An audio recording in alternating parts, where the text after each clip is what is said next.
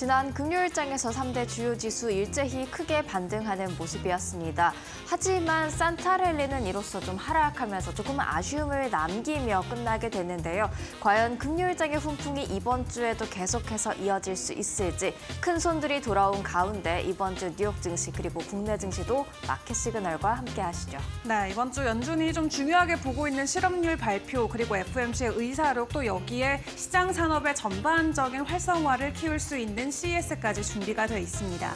일단 여러 가지 이벤트들이 준비가 돼 있는 가운데 이번 한 주 뉴욕 증시의 시그널은 어느 쪽으로 방향을 틀어줄까요? 전반적인 시장 흐름들 함께 점검을 해보도록 할 텐데 일단 지난주 금요일에 마무리했던 뉴욕 증시 분위기 체크를 해보도록 하겠습니다. 당시 증시 상황 어땠을까요? 네, 3대 주요 지수 일제히 상승하는 모습이었습니다. 기술주 중심으로 강세를 보였고요. 기술주 안에서도 AI 관련주의 강세가 특히 눈에 띄었습니다. 일단 다우 지수 0.8%, 나스닥은 1.77%, S&P 500 지수도 1.26% 강세 흐름을 보이는 모습이었죠. 엔비디아, 슈퍼마이크로 컴퓨터, 그리고 비스트라 등 AI 관련주가 크게 강세 흐름을 보였었는데요. 마이크로소프트가 올해 6월에 끝나게 될 2025 회계년도 기준 AI 데이터 센터에 800억 달러를 투자할 것이다. 이렇게 발표한 점이 AI 관련주의 강세, 기술주의 강세, 그리고 전반적인 시장의 훈풍으로 이어지는 모습이었습니다. 히트맵 이어서 확인해 보시죠. 금요일장 종가 기준 히트맵이 되겠습니다. 전반적으로 다 빛이 났고요. 그중에서도 좀 쨍한 초록색, 특히 더 강하게 오른 종목들 AI 관련돼 있는 종목들이 될 것 같습니다. AI 하면 일단 엔비디아, 반도체 대장주로서 빼놓을 수가 없겠죠. 4%대 급등세 보였고요. 그리고 다른 반도체주도 함께 오르는 모습, 반도체 장비 쪽도 크게 같이 오르는 모습을 보였습니다.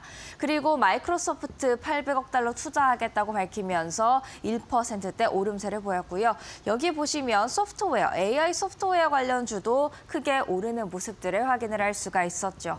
빅테크 중심으로 강하게 올랐던 그런 금요일장이었다라는 것을 확인할 수가 있는데요. 빅테크 이슈부터 그럼 하나하나 살펴보도록 하겠습니다.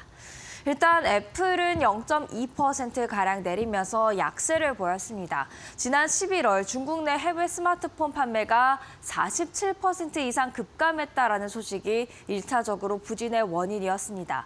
그 전날에도 중국에서 할인 판매를 한다라고 하면서 중국에서의 고전이 애플의 발목을 잡곤 했었는데요. 이날도 마찬가지로 애플을 포함한 해외 스마트폰 판매가 크게 줄었다라는 소식이 1차적으로 하방 압력을 가했고요. 다만 하락률을 조금 줄일 수 있었던 건 아이폰 제조사 호나이, 폭스콘이라고도 알려져 있죠. 호나이가 AI 덕에 호실적을 기록하면서 그래도 기댈 만한 곳들이 있다라는 그런 기대 심리에 낙폭이 0.2%에 그친 것으로 분석되고 있습니다. 마이크로소프트 1%가량 올랐는데요. 말씀드렸듯이 AI 데이터 센터에 800억 달러 투자하겠다 이야기를 했고요. 2025 회계년도 올해 6월에 종료되니까 상반기 안에 투자에 대한 구체적인 이야기들 살펴보셔야 되겠습니다. 엔비디아 4.45% 강세를 보였는데요. 맞춤형 칩셋 역량을 늘리기 위해서 주문형 반도체 부서를 신설했다는 소식이 들어와 있었죠.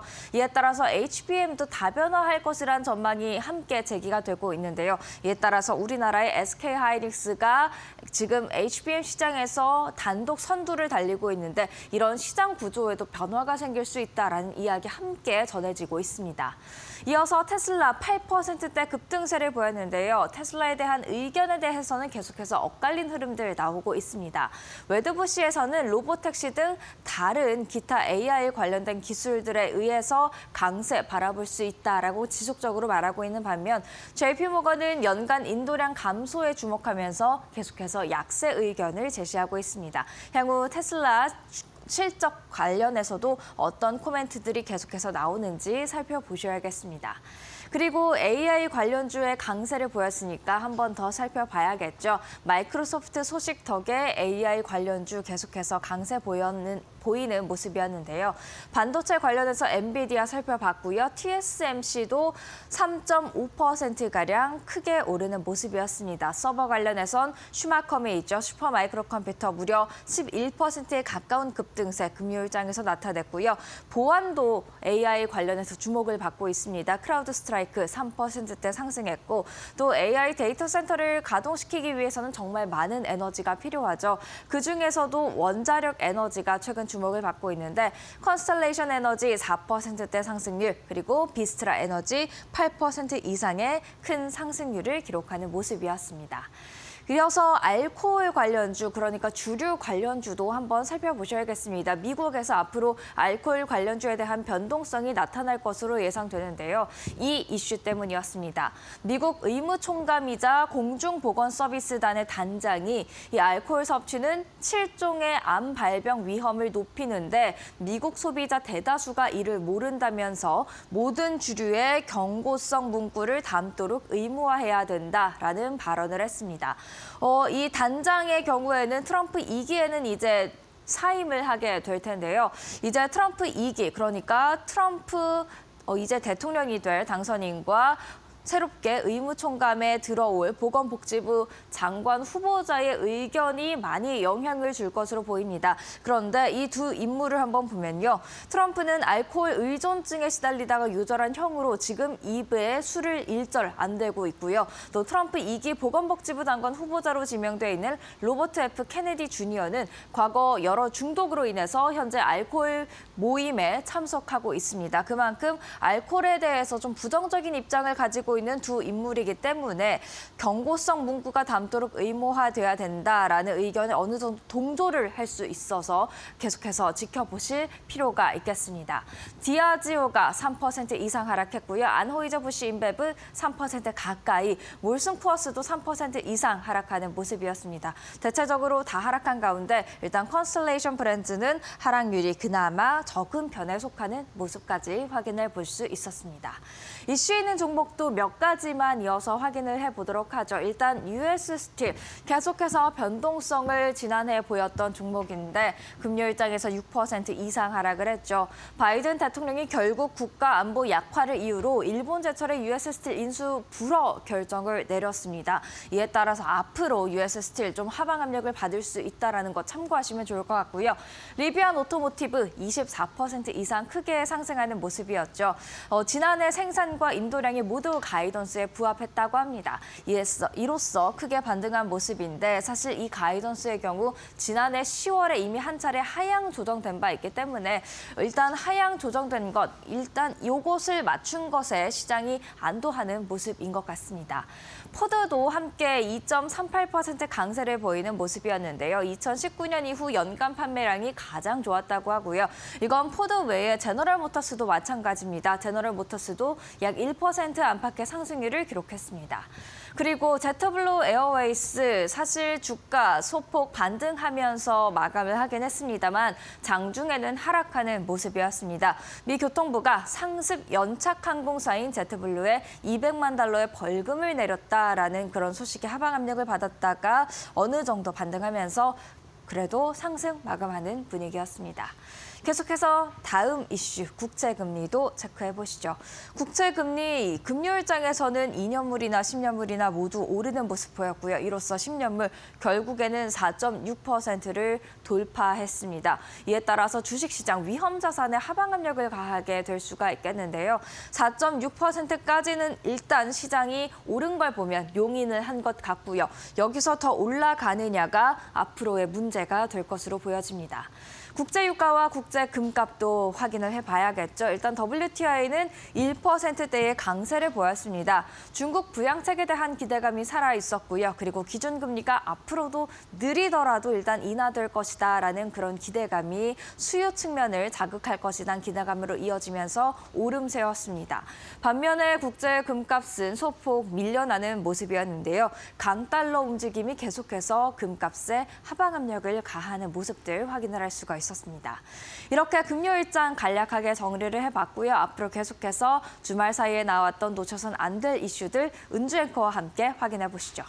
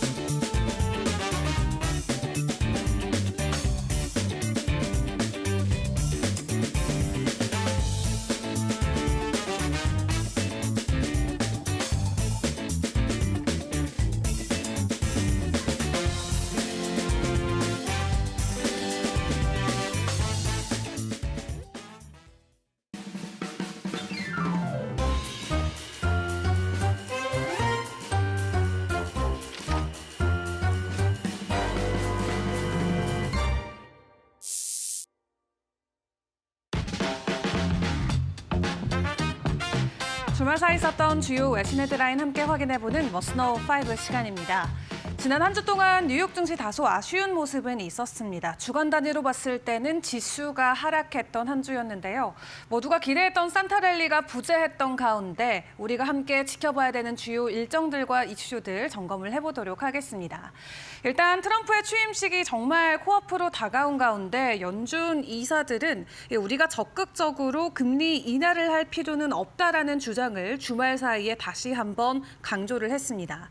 메리 데일리 샌프란시스코 연은 총재 같은 경우는 한 행사에 참석해서 지난 2년간 인플레이션이 상당 부분 진정됐지만 여전히 연준의 목표치인 2%보다 불편할 정도로 위에 있다라는 평가의 코멘트를 내놨는데요.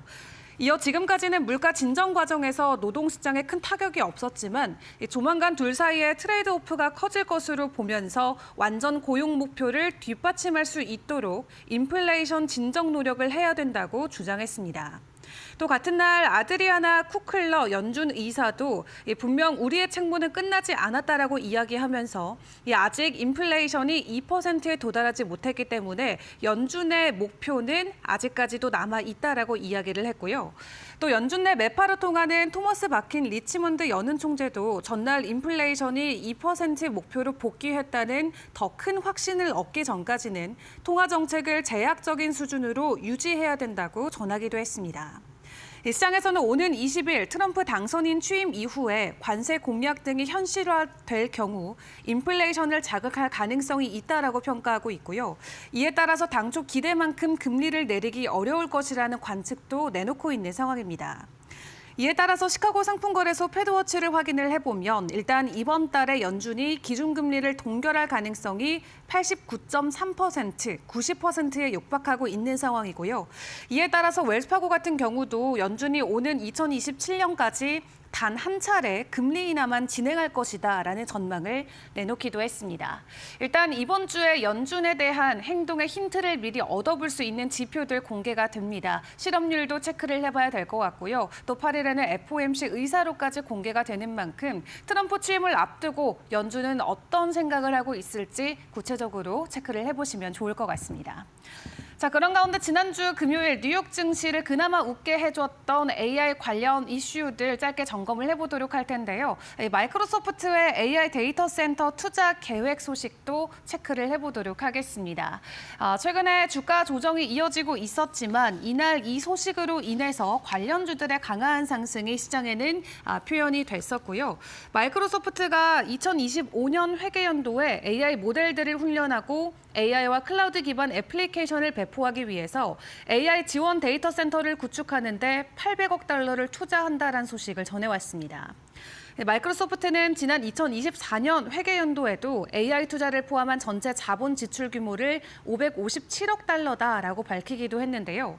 일단 이번 투자 비중 중에서 절반 이상을 미국에 투자할 것이다라는 입장도 밝혔는데 미국 중심의 보호 무역주의 기조가 강한 트럼프 2기 정권에 맞춘 투자 전략을 강조한 것으로 시장은 풀이하고 있습니다. 다만 마이크로소프트는 중국과의 기술 경쟁이 치열해지고 있는 가운데 AI 수출을 세계적으로 확대할 필요성을 강조하기도 했는데요. 그러면서 동시에 트럼프 2기 정부에게 관련 규제를 완화해달라라는 요청을 하기도 했습니다.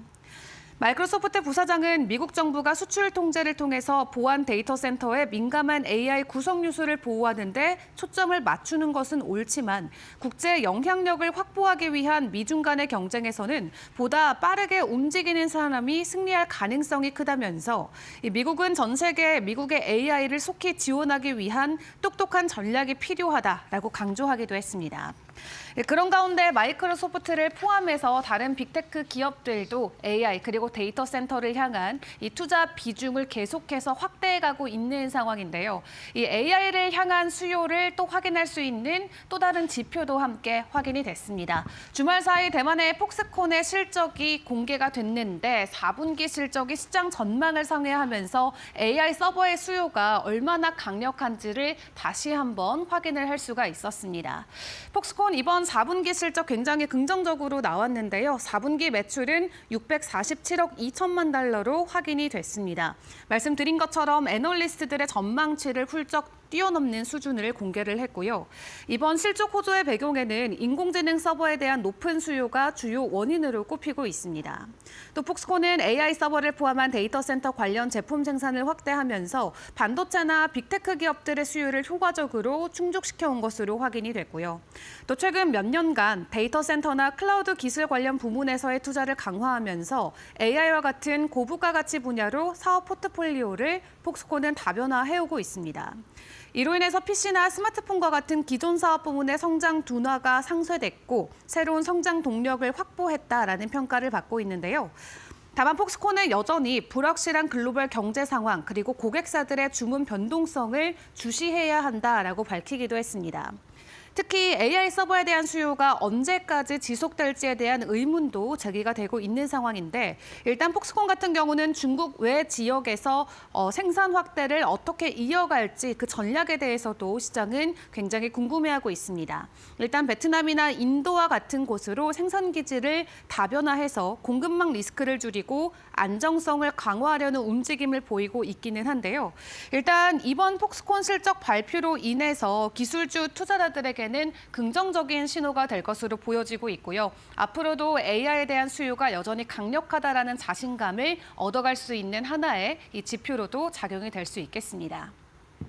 그런 가운데 이날장에서 함께 강한 반등을 보였던 건 바로 테슬라도 빼놓을 수 없겠습니다. 차량 인도량이 감소됐다라는 이슈로 인해서 그 전날 뉴욕 증시에서 하락세를 강하게 보였었는데 불과 하루 만에 8%대 강한 상승을 다시금 보여줬습니다.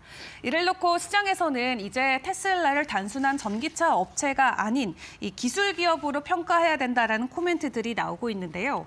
일단 테슬라 같은 경우는 지난 2024년 연간 기준으로 178만 대 차량을 인도했다고 밝혔습니다. 이 직전 연도인 23년보다 인도량이 1% 정도 감소했는데 이렇게 연간 인도량이 줄어든 것은 2011년 이후 처음 있었던 일이고요. 이 해당 이유로는 경쟁 업체들이 유럽에서 시장 점유율을 늘리면서 지난해 4분기 테슬라의 유럽 판매량이 크게 줄어들었기 때문으로 풀이가 되고 있습니다. 그럼에도 테슬라 주가가 다시 오른 건 월가가 전기차보다 로보택시나 인공지능 또 로봇과 같은 미래 사업에 더 높은 가치를 부여하기 때문으로 확인을 해볼 수가 있겠는데요. 그중 글로벌 투자은행인 캐너코드 같은 경우도 테슬라의 목표 주가를 기존 298달러에서 404달러까지 상향 조정하기도 했습니다.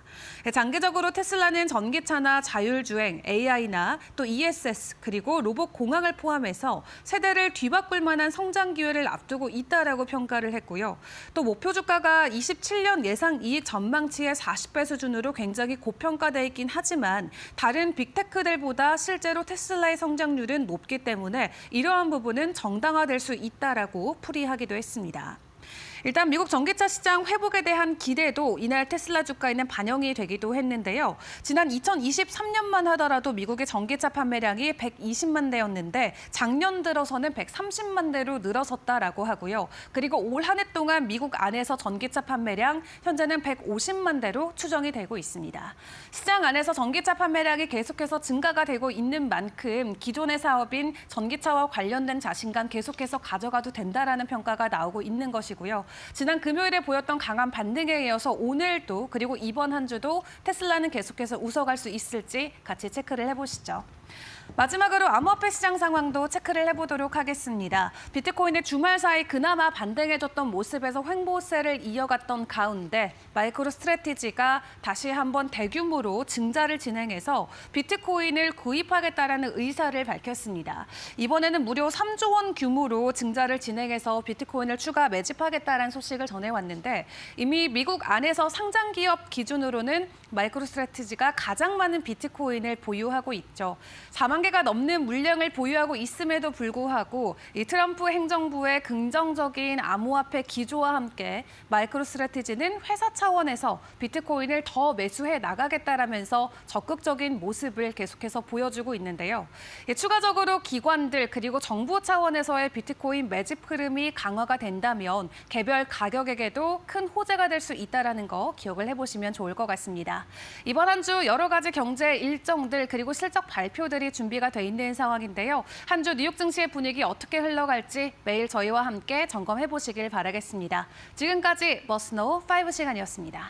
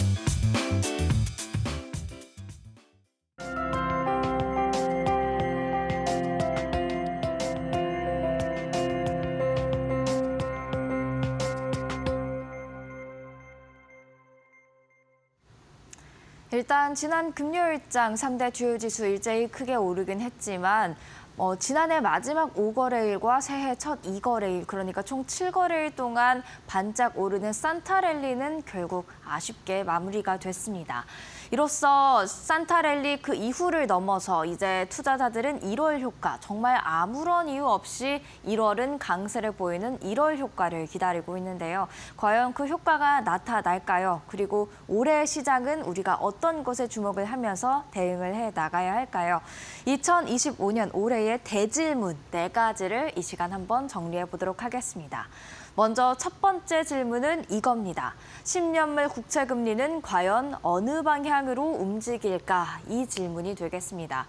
10년물 국채금리가 중요한 이유는 바로 국채는 안전자산 중 하나로도 꼽히기 때문인데요.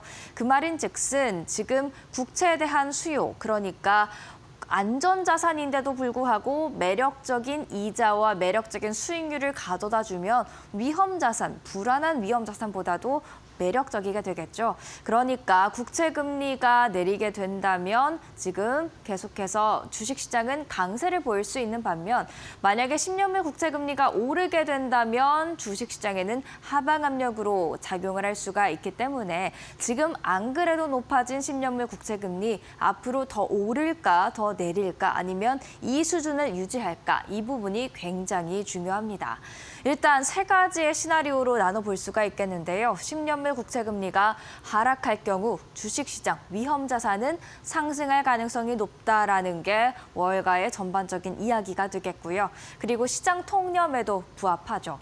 반면 4.5에서 4.6% 지금의 조금 높은 수준 만 유지하더라도 머물러도 주식시장은 큰 충격이 없을 것이다라는 이야기까지는 나와 있는 상황입니다. 그리고 최근에 이런 흐름들 저희가 목격을 하고 있죠. 10년물 국채금리가 최근 들어서 많이 다시 올라왔음에도 불구하고 3대 주요 지수 신고가를 기록하는 경우 많았고요. 국채금리와 주식시장이 이례적으로 함께 오르는 경우도 많이 목격이 됐습니다. 그만큼 이제 4.5에서 4.6% 정도는 주식시장도 어느 정도 감내할 수 있다, 감당 가능하다라는 것을 이미 확인을 했었죠. 문제가 되는 건 바로 5%를 돌파할 경우가 되겠습니다.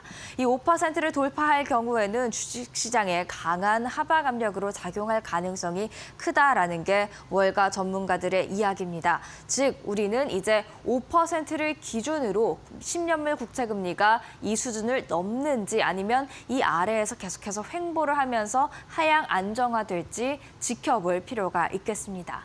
10년물 국채금리 잘 지켜보셔야겠고요. 두 번째 대질문은 고용 관련 질문이 되겠습니다. 고용시장은 과연 강세를 유지할까? 이 부분이 되겠습니다.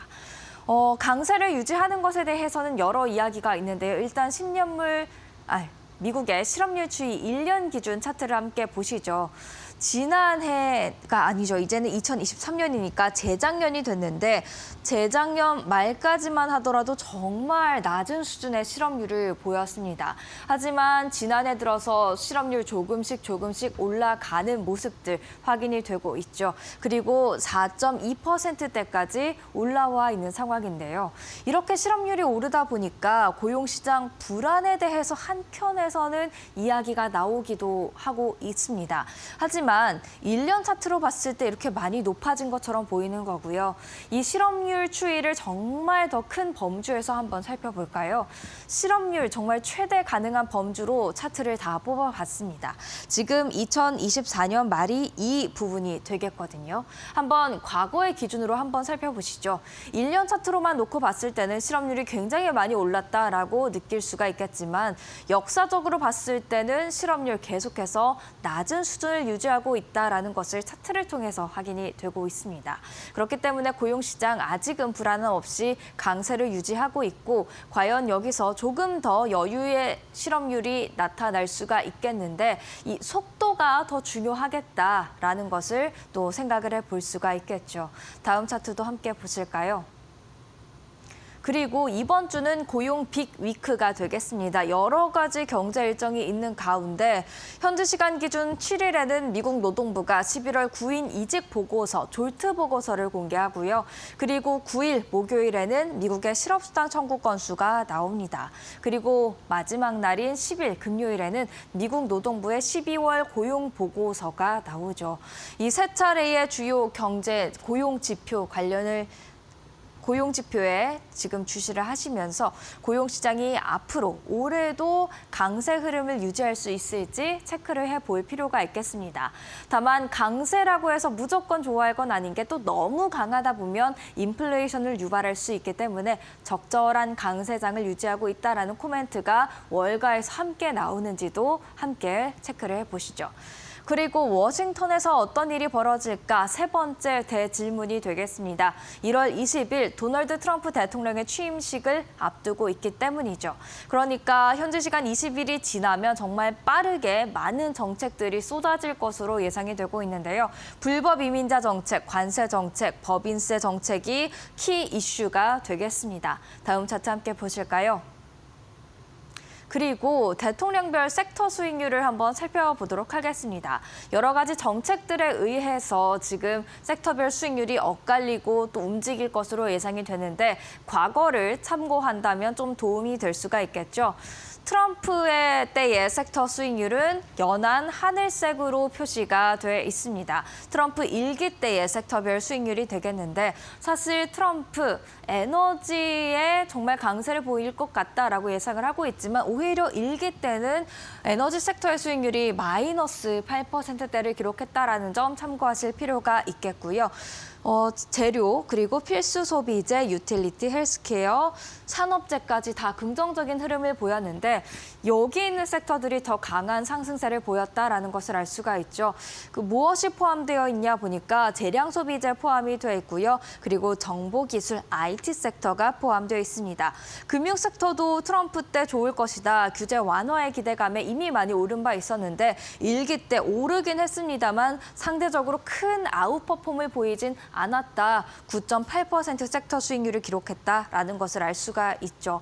이에 따라서 한번 섹터 수익률 우리가 기대했던 것만큼 2기 때 안 나올 수도 있겠다. 선 반영돼 있는 부분들을 분명히 확인을 하고 정책들을 확인하면서 앞으로 대응해 나가셔야 될 것 같다라는 생각을 해봅니다. 마지막으로 기업 순이익이 얼마만큼 성장할까 이 부분도 대질문 중 하나가 되겠습니다. 이미 월가에서는 올해 순이익, 기업들의 순이익이 많이 더 증가할 것이다라는 것을 기대하고 있는데요. 분명 이 부분이 그렇다면 선 반영돼 있겠죠. 그런데 지금 최근에 나온 팩트셋의 자료를 보면요. 이 흐름들이 이어질까 살짝 물음표가 있기는 합니다. 다음 차트 함께 보실까요? 5년 평균보다 가이던스가 좋게 나왔냐, 부정적으로 나왔냐 이 차트 함께 보고 계신데요. 빨간색은 부정적으로 나온 차트가 되겠습니다. 5년 평균보다 부정적인 가이던스를 더 많이 제시한 기업들이 조금 늘어났죠. 반면에 긍정적인 가이던스를 제시한 기업들 감소했다라는 것을 알 수가 있겠습니다. 그러니까 올해 우리가 기업 이익이 굉장히 많이 또 추가적으로 상승할 것으로 기대하고 있지만 일단 4분기에 대해서는 조금 침착한 톤을 유지해야 할 필요가 있다라는 것을 이 차트를 통해서 알 수가 있겠고요. 다음 차트도 함께 보실까요? 섹터별로도 나와 있는데요. 섹터별로 참고만 하시면 좋을 것 같은 게 IT 섹터에서의 가이던스가 부정적으로 나온 곳 생각보다 많았습니다. 우리가 지금 AI에 기반한 IT 섹터에 대해서 기대감이 너무 크다 보니까 그 기대감을 조금 낮추기 위해서 부정적인 가이던스를 지금 선 제시한 곳들이 좀 많아진 것 같은데요. 반대로 또 긍정적인 가이던스를 제시한 곳이 가장 많은 것도 지금 IT 섹터였습니다. 그러니까 지금 IT 섹터가 굉장히 큰 주목을 받고 있는 만큼 조금은 혼란스러운 그런 시각들도 이어지고 있다는 점을 참고하시면 좋을 것 같습니다. 오늘의 사인 그래서 이렇게 정리를 해보도록 하겠습니다. 물음표, 지금 대질문 4가지를 함께 살펴봤는데요. 앞으로 시간이 가면 갈수록 그리고 트럼프 행정부 2기가 시작될수록 그 물음표가 이렇게 느낌표로 바뀌게 되겠죠. 그 느낌표를 따라서 앞으로 시장 대응 잘 해야겠고요. 마켓 시그널도 그 느낌표 함께 찾아보도록 하겠습니다.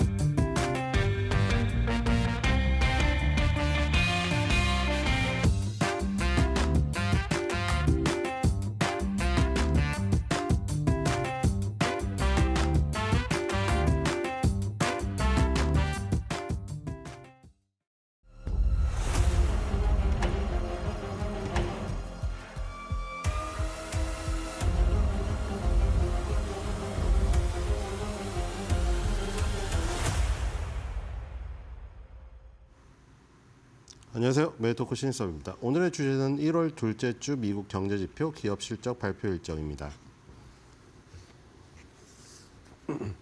자, 이번 주 정리입니다. 주식시장과 연방기관은 목요일에 지미 카터 전 미국 대통령의 장례식을 위해서 문을 닫습니다.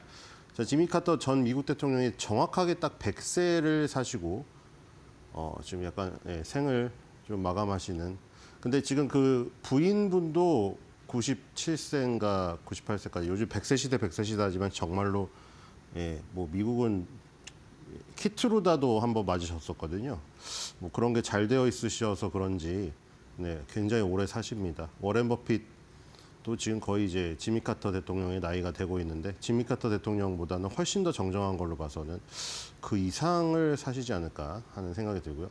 그래서 지금 뭐 민주당 국회의원이지만 민주당에서 그 나온 대통령이지만 민주당 공화당 가리지 않고 일단 이 업적을 기리기 위해서 주식시장이 휴장으로 결정이 됐습니다. 이건 뭐 예정되어 있던 건 아니죠. 뭐 인간의 삶을 예상할 수는 없으니까요.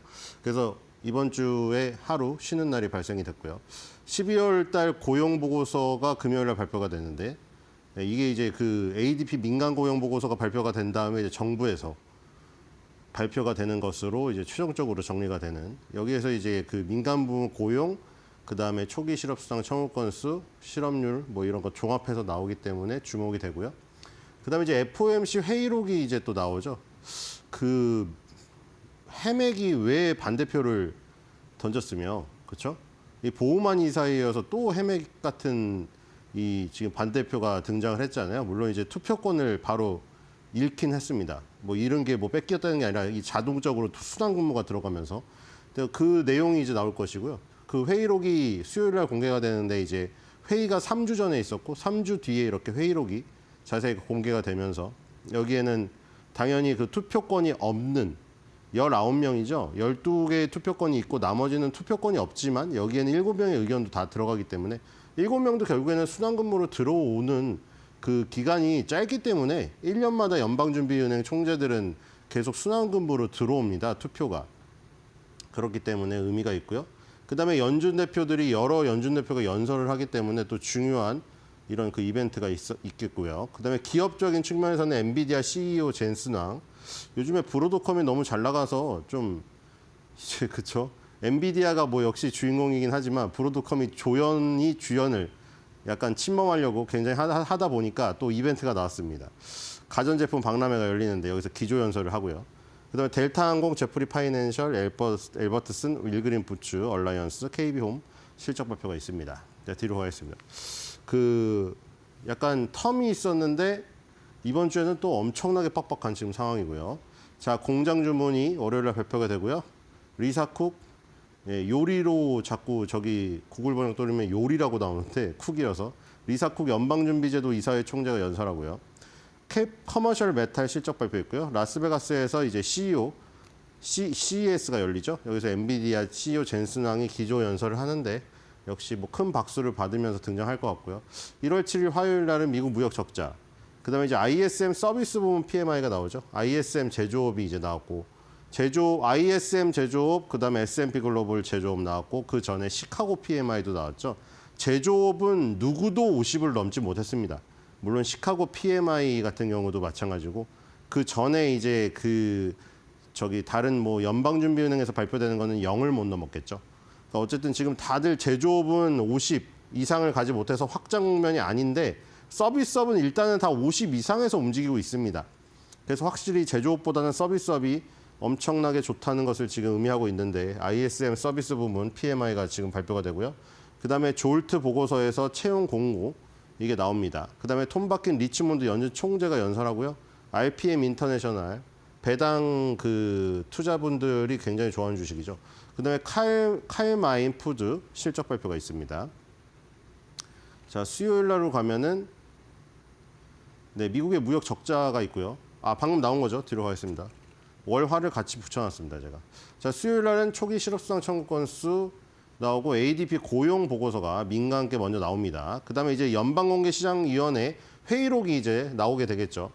이 회의록에 그 뭔가 매파적인 것을 결정하는 그 순간까지의 어떤 자세한 내용이 나오기 때문에 1월 달에 또 바로 그 금리 결정이 있지 않습니까?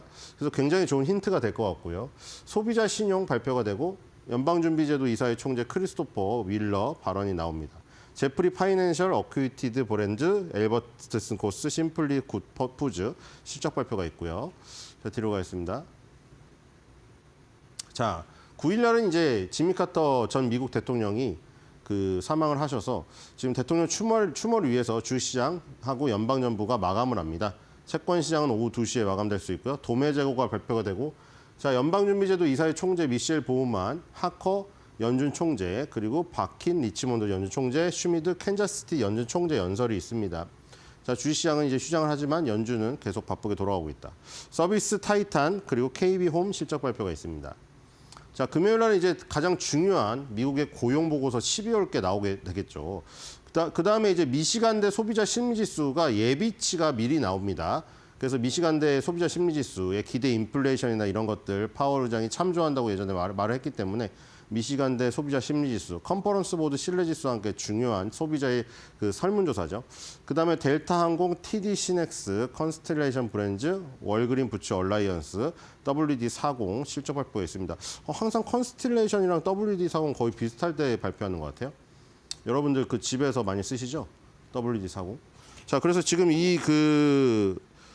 요 매파랑 지금 비둘기파가 약간 변동이 있을 수가 있는데 자, 마지막에 클리블랜드 그 연준 총재인 해맥 총재가 그 반대 의견을 던졌잖아요. 근데 지금 2024년에 여기 투표권이 있었는데 지금 2025년과 2026년에는 투표권이 없습니다. 그래서 이제 해맥이 마지막 그 반대표를 던졌고 이제 그 내용이 나오겠죠. 어쨌든 지금 투표권이 없어진 상태에서 자, 보우먼 이사가 발언을 하는데 보우먼 이사는 가장 매파 성향이 강한 쪽입니다. 그래서 이제 호크 스케일 가장 그 뜨거운 쪽이 매파 성향이 가장 강한 사람이죠. 보우먼 이사의 발언이 있고요. 자, 그다음에 지금 이번에 들어오는 이 분이 여기 세인트루이스 연방 총재가 투표권을 지금 2025년에 2024년에 없던 것이 생기게 됩니다. 자, 그리고 없던 것이 생기는 이 사람이 여기 또 있죠. 여기 보스턴인가요? 네, 보스턴이 좀 또 들어오죠. 보스턴이 또 들어오고요. 지금 이 비둘기파랑 매파가 약간 바뀌는 것들 몇 개가 또 그 주목할 필요가 있죠. 시카고 연방준비은행 굴스비 총재도 지금 2024년에 투표권이 없었는데 2025년에 생깁니다. 자, 이분은 비둘기파로 지금 그 분류가 되시는 분인데요. 이런 것들을 좀 보시면 될 것 같고요. 뒤로 가겠습니다.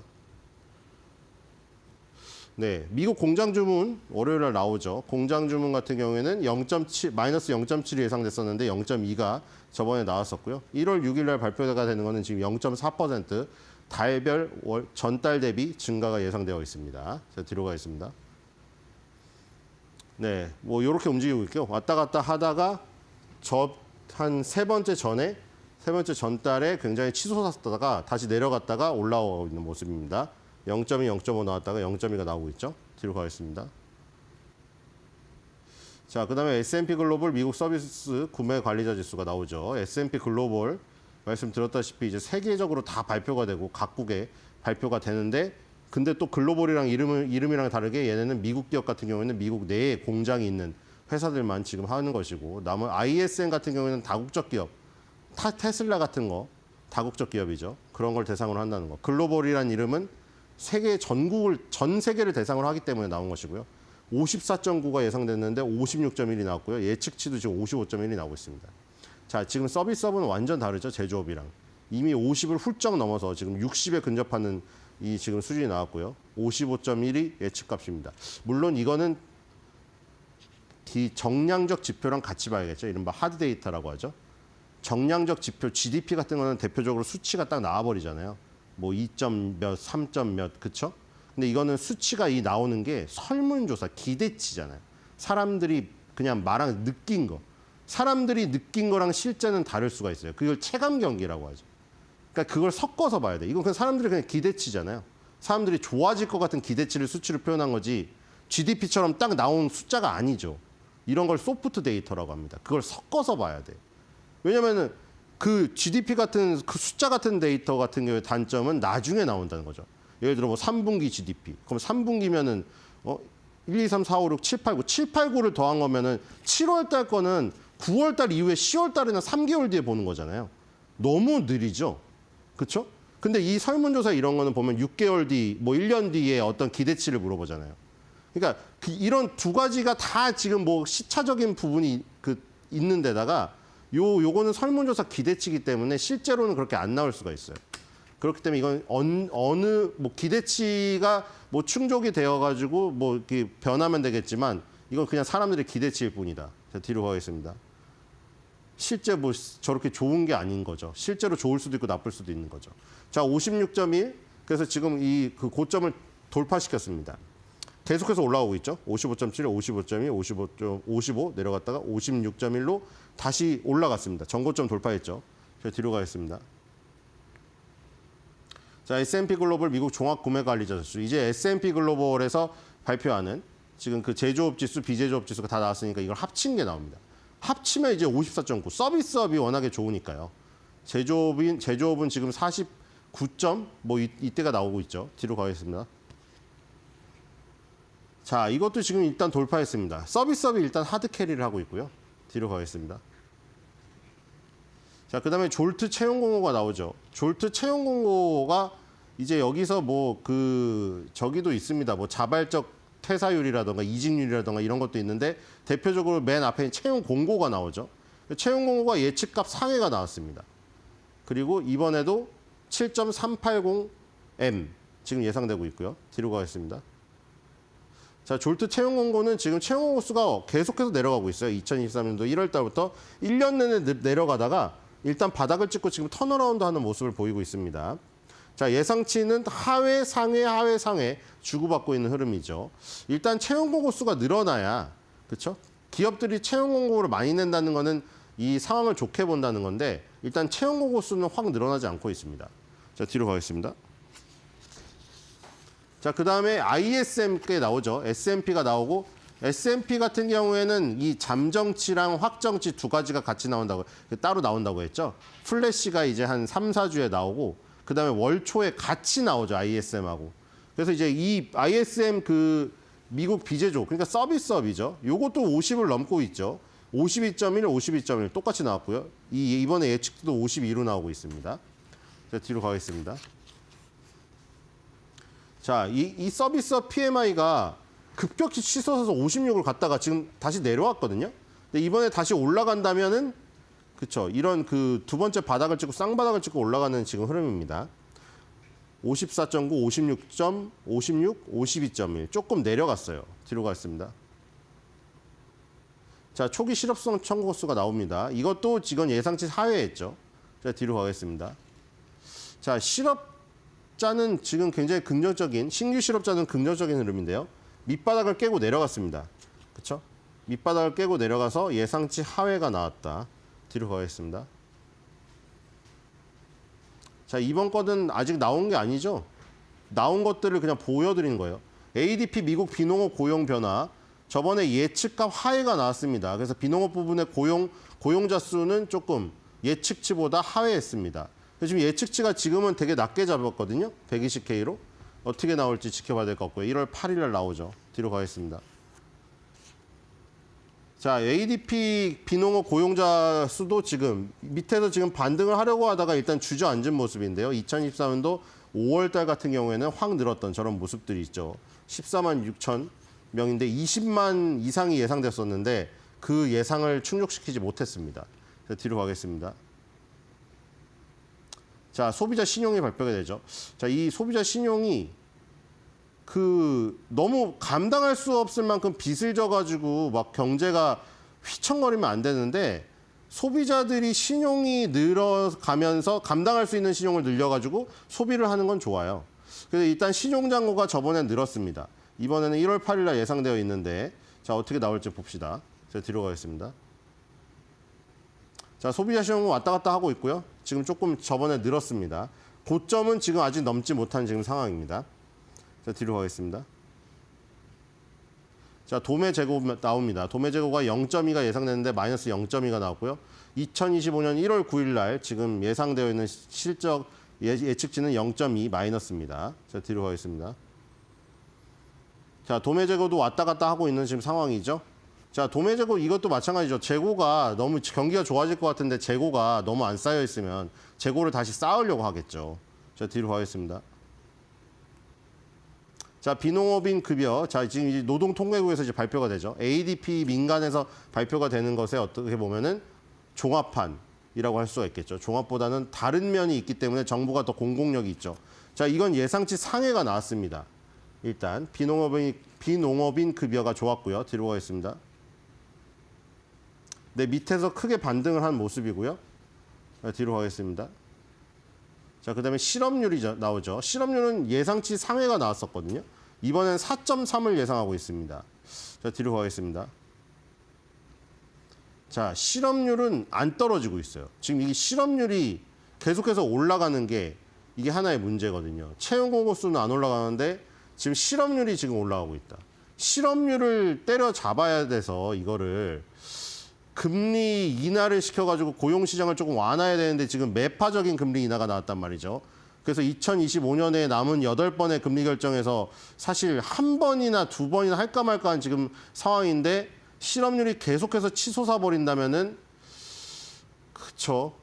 좀 이게 다른 얘기가 나올 수도 있죠. 연준이 뭐 다른 것도 보겠지만 일단 실업률만 보자면 계속 초기 실업 청구 건수는 내려가고 있는데 계속 실업 청구 건수는 계속 높은 수준에 있고 실업률도 지금 계속 올라가고 있어요. 자, 그래서 과연 이것 때문에 고려를 해서 매파들이 조금 매파적인 성향을 낮출지 어쩔지는 모르겠습니다. 자, 뒤로 가겠습니다. 자, 미시간 대학교 소비자 기대치가 나오죠. 자, 미시간 대학교 71.6이었는데 73.3으로 상당히 좋게 나왔고요. 이번엔 예측치가 71.3입니다. 500가구 대상으로 다 돌리는 건데 뭐 맨날 이제 오래 전보다 약간 응답률이 떨어지고 지금 있긴 합니다만, 그렇죠? 어쨌든 기대치와 이 지금 확정치를 통해서 다른 어떤 보완하는 어떤 시스템을 나름 만들지 않을까 이런 생각이 들고요. 뒤로 가겠습니다. 네, 소비자 컨퍼런스 보드 소비자 신뢰지수랑 이 지금 미시간대 소비자 신뢰지수 심리지수 약간 측정 방식은 틀린데 어쨌든 지금 이 미시간 대학교 같은 경우에는 고점 돌파를 지금 노리고 있죠. 71.6, 73.3 이렇게 나오고 있고요. 78.5랑 76.9까지 찍었다가 조금 고점에서 지금 그렇죠? 80을 못 뚫고 내려왔습니다. 뒤로 가겠습니다. 네, 실적 발표입니다. 뭐 지금 뭐 빅테크 기업은 없는데 뭐 이런 이제 외식 산업을 알 수 있는 쿠라스시 같은 한 접시에 100에 나는 스시도 있고요. 자, IPM 같이 지금 배당을 한 번도 줄인 적이 없는 회사 배당주도 있고요. 그다음에 KB온 같이 지금 그 주택 시장을 알아볼 수 있는 것도 있고요.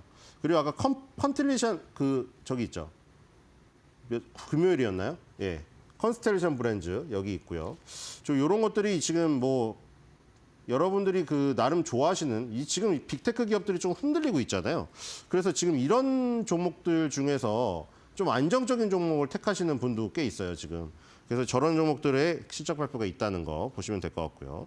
자, 이번 주에 뭐 지미 카터 대통령의 그것도 중요하지만 일단은 연준의 회의록이 가장 중요한 게 아닌가 저는 그런 생각이 듭니다. 왜냐하면 거기 매파적 금리 인하에서 2025년에 금리 인하 횟수에 대해서 얘기가 많이 나오고 있는데 그 힌트는 회의록에 있을 거예요, 분명히. 그리고 지금 해맥이 이번에 투표권을 잃었으나 거기서 반대표를 던진 게 의미하는 바가 큰 게 보험원 이사회에서 반대표가 또 나왔거든요. 그렇기 때문에 지금 금리 동결을 하던 금리 인하를 하던 앞으로 금리 인하나 인하에 있어가지고 굉장히 그 경계심을 갖는 그런 그 발언들이 분명히 그 안에 있다는 것이죠. 그래서 연준 회의록 안에 뭔가 힌트가 있을 것이다. 그래서 오늘의 한 줄 매도평은 연준 회의록 안에서 퍼지는 매파의 향기?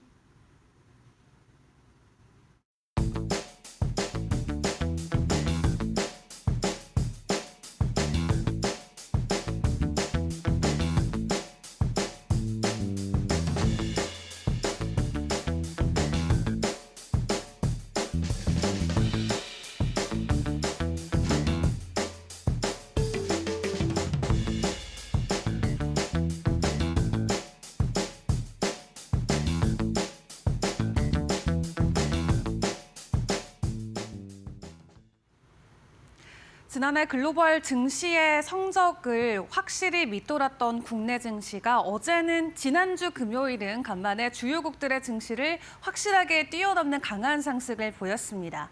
돌아온 외국인들의 강한 수급 덕분에 K증시 이날장에서는 기지개를 펴냈는데요. 코스피는 1.7%대 그리고 코스닥은 3% 가까이 반등에 성공하면서 700선을 한 번에 회복을 해줬습니다. 미국과 중국의 증시가 부진했던 가운데 국내 증시가 홀로 상승한 배경에는 정치적인 불확실성이 어느 정도는 완화가 되고 있다라는 기대감 때문이었고요. 덕분에 이날장에서 외국인들이 현물과 선물을 합쳐서 1조 원 이상의 순매수 흐름을 보여줬는데 이는 계엄 사태인 12월 3일 이후 처음으로 있었던 일입니다. 또 여기에는 AI와 관련된 CES 수혜주들에 대한 관심들이 집중되면서 여러 종목 안에서 상한가가 가는 종목들이 속출하기도 했고요. 대표적으로는 양자 컴퓨팅 관련 안에서 여러 종목들의 강한 상승이 나왔는데 52주 신고가를 돌파하는 종목들이 연일 해당 섹터에서도 포착이 되고 있는 상황입니다. 그리고 외인과 기관들의 순매수 상해 종목을 확인을 해봤을 때는 나란히 반도체의 투톱을 담아가는 모습을 체크를 해볼 수가 있었고요. 또 이날장에서 외국인들이 SK하이닉스를 가장 많이 담긴 했지만 삼성전자 또한 순매수 종목 2위에 이름을 올리면서 반도체 대장주 관련주들의 상승 흐름을 체크를 해볼 수가 있었습니다. 이날장의 증시 흐름을 전반적인 섹터 흐름으로 나누어 보도록 할 텐데요. 크게 좀 두 가지로 나눠서 체크를 해볼 수가 있겠습니다. 일단 CES의 주인공들 그리고 그 외에 오랜만에 확인을 해볼 수 있었던 반가운 이름들로 체크를 해볼 수가 있겠는데 먼저 CES 주인공으로는 반도체와 로봇 그리고 양자 컴퓨팅 체크를 해볼 수가 있겠죠. 이날장에서 반도체 관련주들 일부 종목들은 상한가 안착을 하기도 했습니다. 이렇게 강한 상승을 보여줬던 건 물론 CES에 대한 기대감도 있지만 그 전날장 미국에서 필라델피아 반도체 지수가 급등했던 흐름도 강하게 작용이 됐고요. 또 무엇보다도 이번 주에 어제 삼성전자의 잠정 실적 발표가 됐는데 증권가에서는 삼성전자보다는 여전히 SK하이닉스에 대한 기대감을 더 강하게 키워가고 있습니다. 올해 영업이익 컨센 1분기가 3% 상회할 것이다라는 긍정적인 전망이 나오고 있는 가운데 일부 관련주들은 두 자릿수 이상의 강한 상승을 보여주기도 했고요. 그리고 로봇 쪽에서도 연일 시세는 이어지고 있습니다. 이 삼성전자가 레인보우 로보틱스를 품었다라는 이슈로 국내에서 관련주들이 급등 흐름이 이어지고 있는데 이날장에서도 레인보우 로보틱스 10% 넘게 오름폭을 보였고요. SP 시스템스도 22% 급등 흐름, 또 여기에 CES 모멘텀까지 이어지면서 이번 한 주 동안도 지켜봐야 될 섹터로 증권가에서는 꼽고 있습니다. 또 양자 컴퓨터 관련주들이 사실 이날장에서는 가장 큰 주인공이 되겠죠. 해당 섹터 안에서 무려 4종목이나 상한가 안착하는 모습이 나왔는데요. 일단 CES에서 원래 없었던 양자 컴퓨팅 부분이 신설됐다라는 소식 덕분에 지속적인 연속의 시세를 보여주고 있었지만 이 전날 미국 증시에서 양자 컴퓨팅 관련주들의 주가가 급등했던 것도 이날장에서는 국내 관련주에게는 힘이 돼주는 소식이었습니다. 그 전날 시스크 40% 넘게 상승을 했었고요. 또 리게티 컴퓨팅 같은 경우도 두 자릿수 이상의 상승 흐름을 계속해서 보여주고 있는 만큼 국내 양자 컴퓨터 관련주들은 오히려 이 안에서 관련주를 더 확산시켜 나가면서 그동안 시세를 받지 못했던 아이원 플러스나 아톰 같은 경우 이날장에서 바로 상한가 안착을 하기도 했습니다. 자, 그리고 CES 외에 여러 업종들도 강한 상승을 보였는데 정말 오랜만에 반등에 성공해준 종목들이 있었습니다. 대표적으로 태양광 관련주들 체크를 해볼 수가 있겠는데 태양광 또한 미국 쪽의 호재를 그대로 받아온 것으로 풀이가 되고 있습니다. 그 전날장에서 미국의 신재생 에너지 관련주들의 주가 상승이 나오자 국내에서도 OCI홀딩스나 하나솔루션이 두 자릿수 이상의 급등 흐름을 이어간 것으로 보여지고 있고요. 또 테슬라가 4분기 ESS 판매량이 호조세를 보였다라는 소식 또한 긍정적으로 작용이 됐습니다. 23년도 대비해서도 2배 이상 급증했다라는 소식이 전해졌는데 신재생 에너지 관련주들 이날장에서 움직임이 나왔는데 오늘 또 추가적인 시세를 보여줄 수 있을지도 같이 지켜보시고요. 그리고 2차 전지 관련주들도 대형주들 위주로의 상승이 계속해서 이어졌습니다. 현대차가 미국에서 전기차 IRA 보조금을 받는다라는 호재 소식이 전해졌고 또 여기에 중국에서는 배터리와 관련된 기술을 수출하는 데 있어서 규제를 강화하겠다라는 계획이 발표가 되자 오히려 국내 쪽에 2차 전지 기술이 수혜받을 수 있다라는 기대감 덕분에 동반 상승하는 모습이 나왔고요. 또 중국 소비 관련주들도 이날장에서 강하게 오름폭을 보이기도 했죠. 중국의 제조업 PMI가 50 정도를 기록을 했는데 시장 예상치를 하회하는 수치가 공개가 됐습니다. 한마디로 중국 경기가 아직도 부진하다라는 건데 중국의 경기가 좋지 않다라는 것은 중국에서 되려 더 강한 부양책을 보여줄 수 있는 하나의 이유를 제시하기 때문에 오히려 호재로 가져갈 수 있다라는 부분에 시장이 이날장에서 주목을 했고요. 여러 가지 섹터를 나눠서 중국 소비 관련해서는 우리가 체크를 해볼 수가 있겠죠. 대표적으로 항공이나 카지노, 화장품 관련주들 이날장에서 시세 변동성이 나왔는데 추가적인 상승 흐름이 계속 이어질 수 있을지 점검을 해보시죠. 그리고 시간 외에서 움직였던 종목과 이슈도 점검을 해보도록 하겠습니다. 크게 두 가지 나눠서 체크를 해보도록 할 텐데요. 일단 마녀공장 이슈 있습니다. 마녀공장이 K&N 파트너스에게 인수가 됐다라는 소식이고요. 작년 한 해 동안의 매출액은 1,000억 원 그리고 영업이익은 159억 원으로 확인이 되고 있고 마녀공장에 대한 기업 가치는 3,700억 원입니다. 다만 이번에 한 사모펀드가 마녀공장의 지분을 51% 인수를 해내면서 1,900억 원에 매수를 한 것으로 확인이 되고 있고요. 일단 마녀공장 같은 경우는 전 세계 65개국 이상의 수출을 하고 있는 만큼 상당히 안정적으로 글로벌화에 성공한 기업으로도 불리고 있습니다. 작년부터 지속적으로 K-뷰티 브랜드와 관련된 M&A가 속출하고 있는데 올해 첫 번째 주인공으로 마녀공장이 이름을 올리게 됐는데요. 시간 외에서도 상한가 안착한 만큼 오늘 해당 이슈 장 출발 이후에 어떻게 반영할지도 같이 지켜보시죠. 두 번째로는 드론 관련해서 에이럭스도 이날장에서 시간 외 상한가 기록을 했습니다. 중국과 미국 간의 드론 경쟁이 지속적으로 격화되고 있다라는 소식 지난주에 같이 점검해본 바 있었는데 그에 대한 수혜 종목으로 에이럭스를 시장은 주목을 하고 있는 것 같습니다. 드론을 제작하는 것뿐만 아니라 교육과 관련된 분야에서도 상당한 강자로 확인이 되고 있는데요. 최근에는 방산 분야까지 사업을 확장해 가고 있기 때문에 대표적인 수혜주로 에이럭스 컨센서스를 시장은 주목을 하고 있고요. 이날장에서의 상한가의 변동성 오늘 장중에도 같이 지켜보시죠. 자, 그리고 이번 주에 우리가 주요하게 봐야 된 두 가지 일정 간략하게 정리를 해보도록 할 텐데요. 삼성전자 그리고 CES가 될 것 같습니다. 오는 8일에 삼성전자 잠정 실적 발표를 합니다. 시장이 예상하고 있는 컨센서스가 모두 다르긴 합니다만 일단 4분기에 대한 매출 예상으로는 76조 원 그리고 영업이익은 7조 원대 확인을 해볼 수가 있겠습니다. 잠정 실적이 컨센서스를 밑돌 가능성이 굉장히 크기 때문에 증권가에서는 삼성전자에 대한 목표 주가를 지속적으로 줄하향하고 있는 상황이고요. 그렇다 보니까 증권가들의 목표가는 지난 11월 대비해서 현재 나오고 있는 가격이 20%나 하락으로 조정이 된 상황입니다.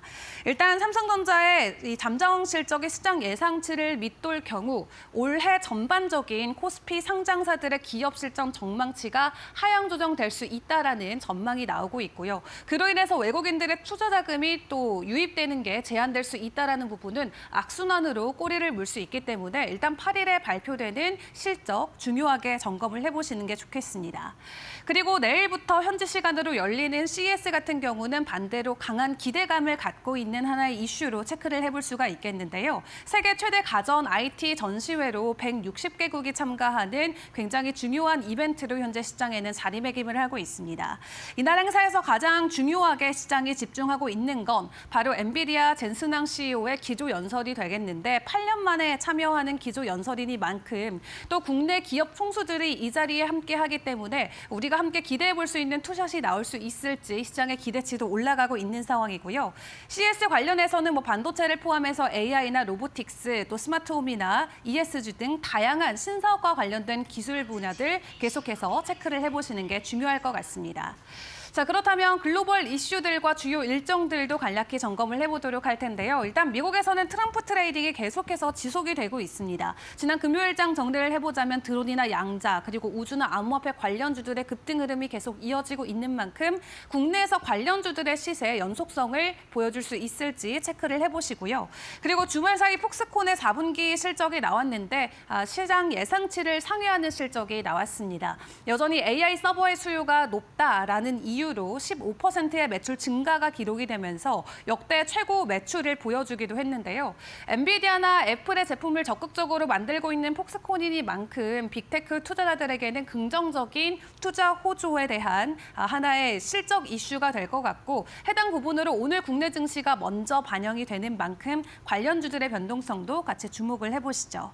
그런 가운데 이번 주에 미국은 또 휴장까지 같이 겹쳐 있습니다. 주요 경제 일정들과 또 CES의 이벤트, 국내에서는 삼성전자와 LG전자의 잠정 실적까지 발표가 되는 만큼 여러 가지 변동성에 빠르게 대처하시는 게 중요할 것 같은데요. 매일매일 주요 이슈들 저희 시간을 통해서 점검하시면서 성공 투자 이어가시길 바라겠습니다.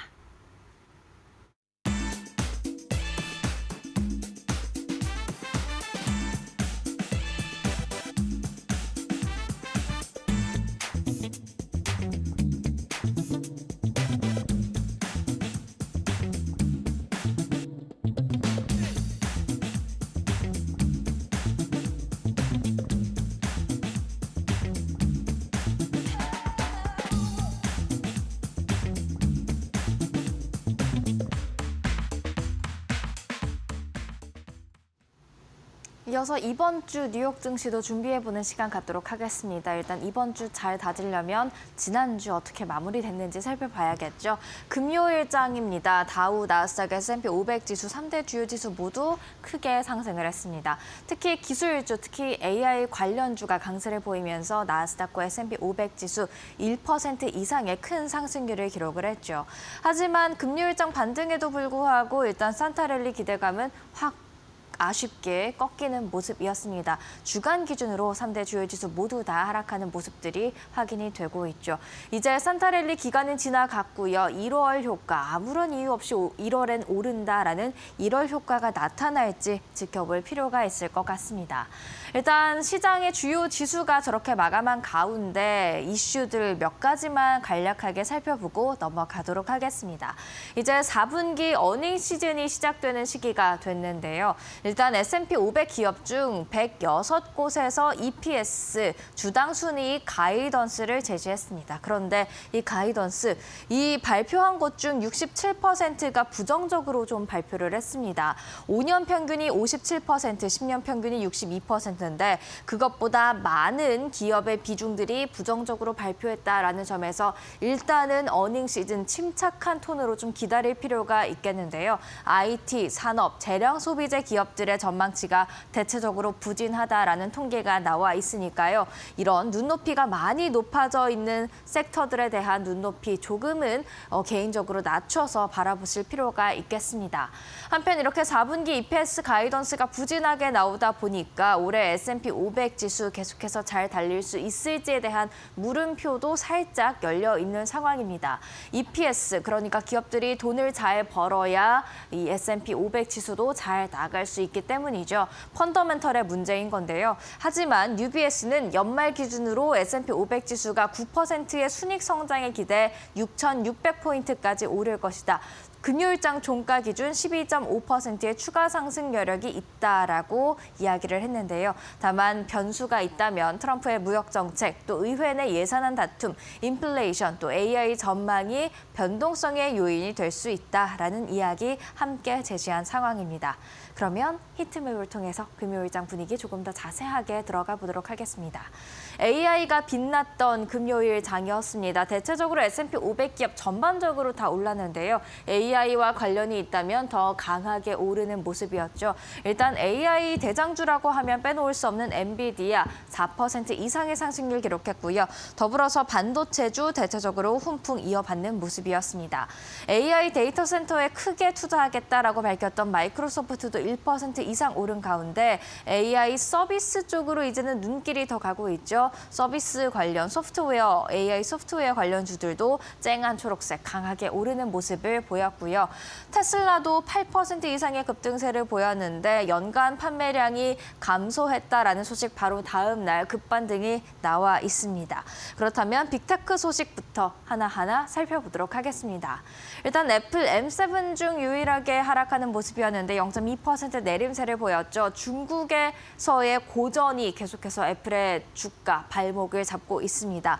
목요일장에서도 중국 내 할인 행사 이슈로 인해서 하락한 바 있는데 하락세 이어갔죠. 지난 11월 중국 내 해외 스마트폰 판매가 47.4% 급감했다라는 소식이 일단 하방 압력으로 작용을 했습니다. 하지만 아이폰 제조사 중 한 곳인 호나이, 그러니까 폭스콘이 AI 덕에 호실적을 기록했다라는 소식이 전해지면서 아이폰 매출 AI 덕에 그래도 괜찮지 않을까라는 긍정적인 흐름 이어지면서 낙폭 0.2%에 그친 것으로 해석됩니다.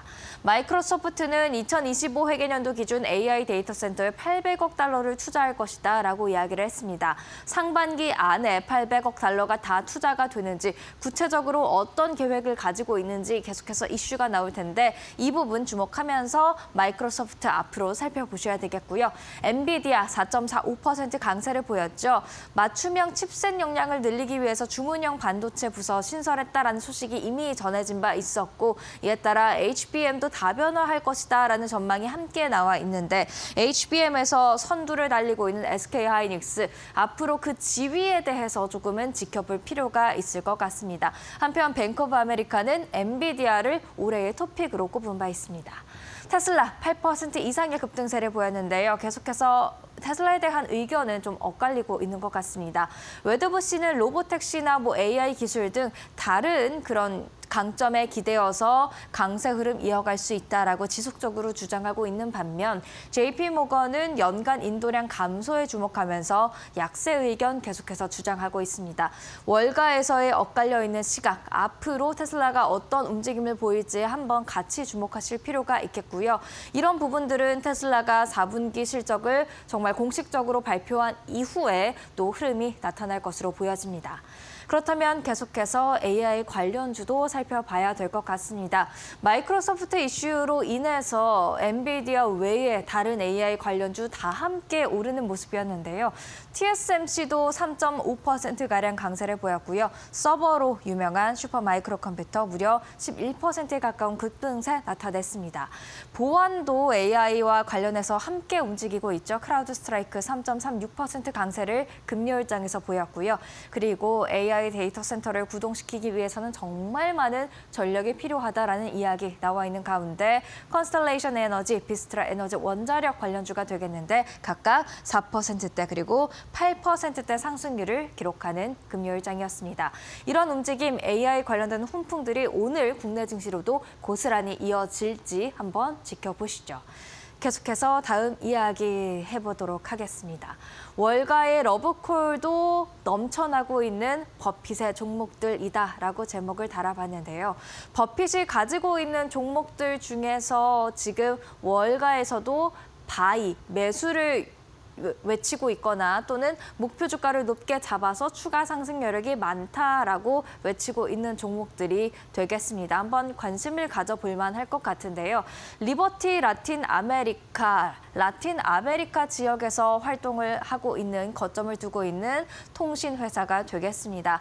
매수 추천 의견은 월가에서 50%로 엄청 강하다라고 이야기를 할 수는 없겠지만 목표 주가, 평균 목표 주가까지의 상승 여력 무려 57.8% 남아있기 때문에 한번 살펴보실 필요가 있을 것 같은데요.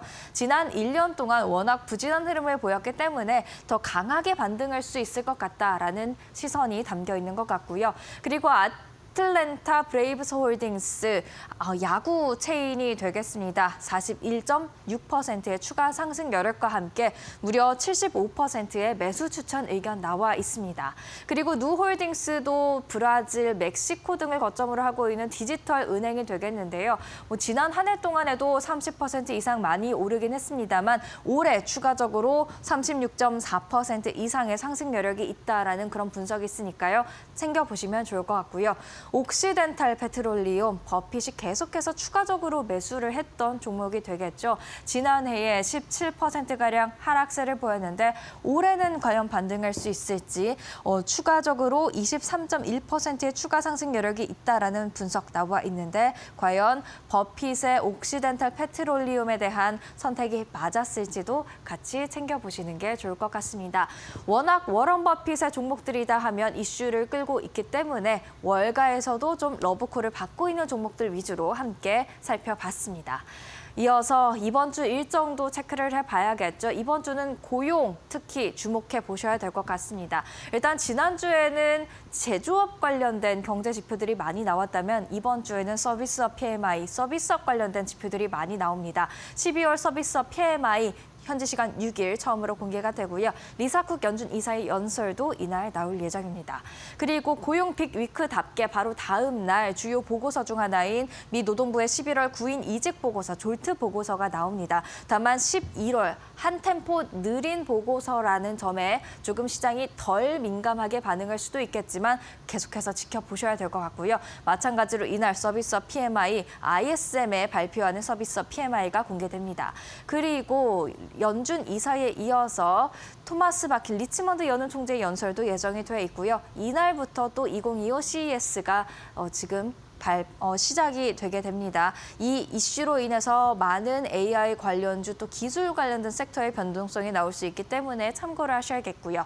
8일 수요일에는 12월 FOMC 의사록이 나옵니다. 의사록을 통해서 이미 우리가 점도표를 통해서 올해 기준금리 인하 속도가 느릴 것이라는 것을 예상을 하고 있지만 의사록을 통해 연준 의원들이 정확히 어떤 말을 했는지 그 포인트를 잡아가야 할 것 같습니다. 같은 날 또 다른 연준 이사의 연설도 예정이 돼 있고요. 목요일과 금요일 일정도 이어서 확인해 보시죠. 목요일 실업수당 청구 건수가 공개될 예정이고요. 그리고 3명의 연은 총재와 함께 미셸 보우먼 연준 이사, 그러니까 4명의 위원들이 연설에 나서게 됩니다. FOMC 의사록이 공개된 바로 다음 날 이렇게 많은 위원들이 말을 하기 때문에 시장에 영향을 줄 것 같다라고 생각할 수 있겠지만 같은 날 지미 카터 애도의 날로 시장은 휴장을 하고 있기 때문에요. 이날 이 발언들은 금요일장에 영향을 미칠 수 있다는 점 참고하시고요. 미국 노동부의 12월 고용 보고서 이날 또 함께 예정이 돼 있습니다. 고용 보고서 중에는 끝판왕이라고 할 수 있는 만큼 또 시장에 큰 영향을 미칠 수 있다는 점 참고하시죠. 이렇게 뉴욕 증시 이번 주 흐름까지 살펴봤는데요. 고용과 FOMC 의사로 이 두 가지 양대 축에 주목을 하시면서 이번 주 시장 대응해 나가셔야 될 것 같습니다.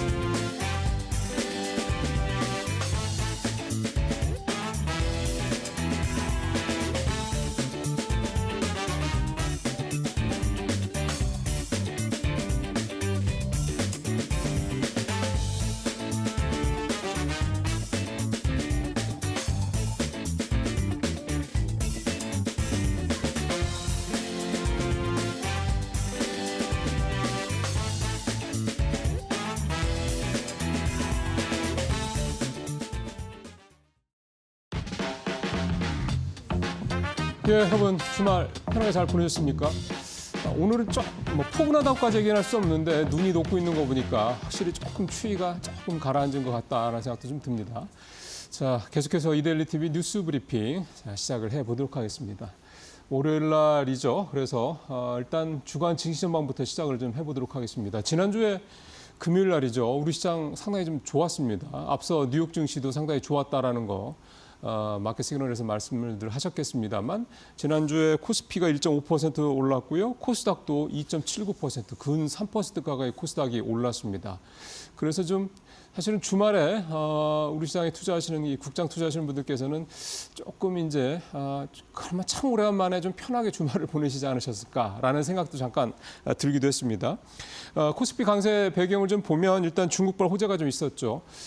작년 말에 이 중앙경제공작회의 때 올해 대대적으로 경기 부양을 하겠다, 내수를 살리겠다라는 내용이 이미 전해진 바가 있었는데 그때만 해도 사실 시장에 미치는 영향은 뭐 그렇게 크지는 않았습니다만 연초에 이제 시진핑 중국 국가주석이 신년사에서 그 얘기를 중앙경제공작회에서 나왔던 내용을 사실 그대로 얘기를 했죠. 그래서 적극적으로 경기 부양을 펼치겠다는 얘기가 나오면서 지난주 금요일 우리 시장 상당히 좀 분위기가 좋았습니다. 그래서 흔한 말로 중국 관련주라고 얘기하는 정유, 석유화학, 엔터, 여행 이쪽 업종들 주가가 상당히 좀 좋았던 거 아마 기억을 하실 겁니다. 여기에다가 중국이 배터리 핵심 광물의 공정기술 수출을 제한하겠다 이런 얘기가 나오면서 이제 우리가 또 이제 반사이익을 얻을 수 있겠다는 얘기가 나온 거죠. 그래서 2차 전지주도 상당히 좀 좋았습니다. 또 코스닥 같은 경우는 2차 전지 관련주들이 시가총액, 그러니까 2차 전지하고 바이오주들이 시가총액 상위 종목들을 차지하고 있는데 이 두 업종이 다 좋다 보니까 코스닥이 이렇게 3% 가까이 급등하게 된 배경도 좀 됐습니다. 또 여기에 하나 덧붙이자면 이제 이번 주부터 시작하죠. CS 2025 이거 하고 다음 주부터 시작되는 JP모건 이 헬스케어 컨퍼런스 이거에 대한 소위 말하는 이벤트 효과도 지난주 우리 시장을 끌어올렸던 이유다 이렇게 해석을 좀 해볼 수가 있겠습니다. 이번 주는 역시 삼성전자 4분기 잠정 실적 발표 8일 날 나오죠. 이게 아무래도 우리 시장에 이번 주에 상당히 가장 중요한 변수다 이렇게 볼 수가 있겠고요. 사실 딱 그렇게 기대할 만한 그런 내용이 아닐 수 있겠다는 얘기도 미리 좀 나옵니다.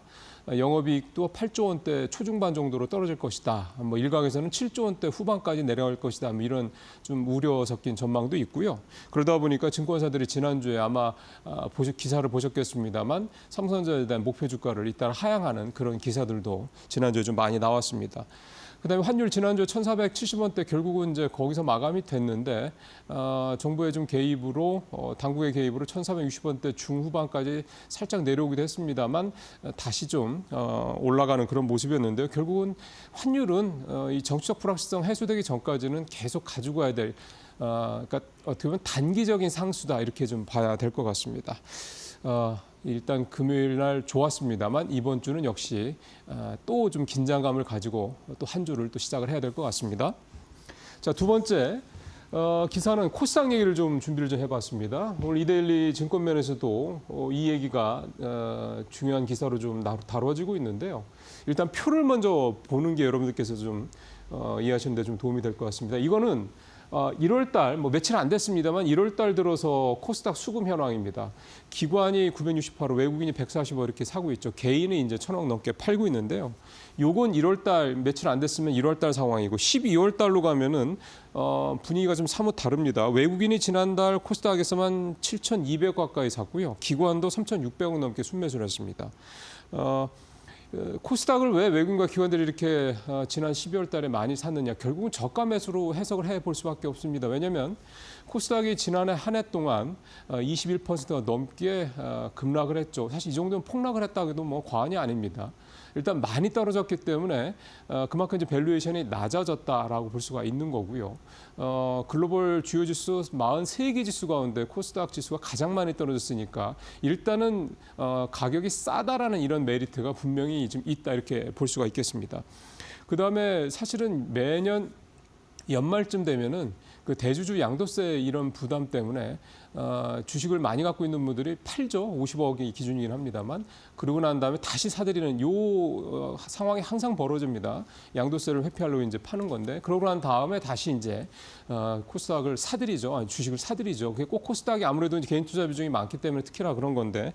그러니까 결국은 그때 수급 문제가 한번 특히 개인 투자들 수급이 안 좋았던 게 이제 1월 달 들어가서는 다시 이제 환입이 된다, 다시 들어온다 그런 차원에서 봤을 때 역시 이제 지금 수급 문제가 상당히 좀 긍정적으로 볼 수 있다 이렇게 좀 얘기가 할 수 있는 거고요.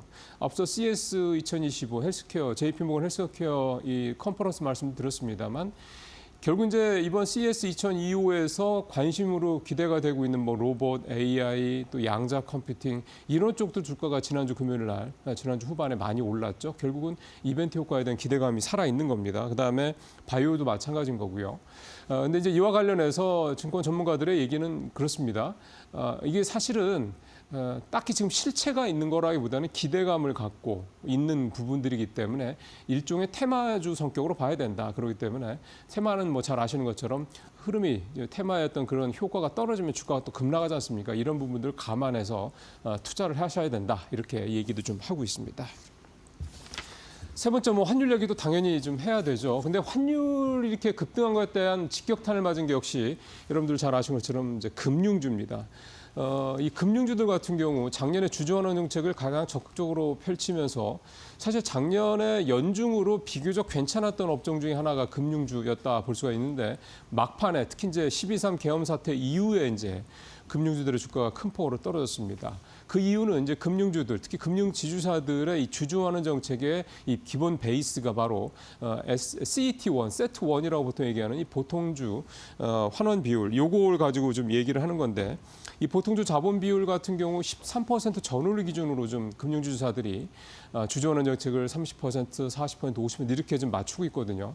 근데 이게 환율이 떨어지면 일테면 환율이 10원 떨어질 때, 10원 오를 때마다 이 세트 비율이 2에서 3bp 정도 하락한다고 그럽니다. 그러니까 이게 올라가야지 주주환원 정책을 더 적극적으로 펼 수가 있는 건데 떨어진다 그러면 하고 싶었던 걸 하려고 약속했던 부분을 줄어들 수 있다. 이제 이런 재료가 되는 거죠.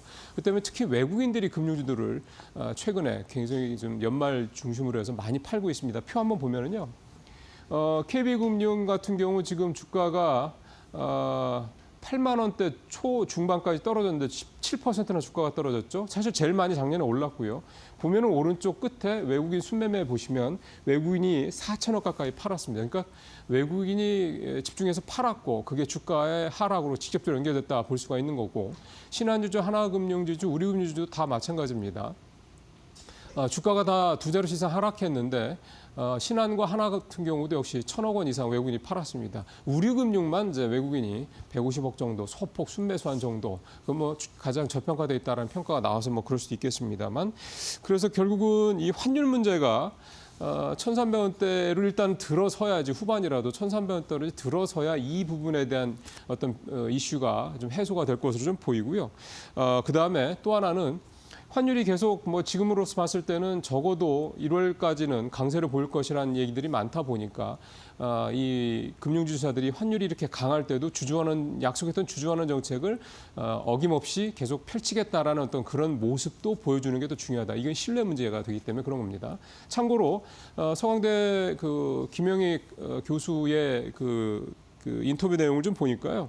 지금 이게 정치적 불확실 때문에 우리나라가 유난히 지금 환율이 좀 우리 원화 가치가 저평가돼 있다라고 얘기를 하면서 만약에 이 정치적 불확실성만 해소가 된다 그러면 원화 가치가 20% 이상 오를 것이다. 그러니까 거꾸로 얘기하면 환율이 지금 수준에서 20% 이상 내려갈 수 있다 이렇게 얘기를 하고 있습니다. 20%까지는 아니더라도 10%만 내려와도 대략 한 150원 정도가 떨어지는 거니까 그럼 1,350원대, 1,300원대 중반 정도 되는 거죠. 그 정도만 내려가도 금융주들은 상당히 좀 어떤 계기를 좀 모멘텀을 만들 수 있다 이렇게 판단이 들고요. 결국 그렇게 얘기하면 환율이 떨어진다 그러면 이 금융주들은 그 동안에 떨어졌던 것들에 대한 어떻게 보면 이제 복원 어떤 그런 가능성도 있다라는 점들 감안하시면 금융주들은 좀 참고하시면 도움이 될 것 같습니다.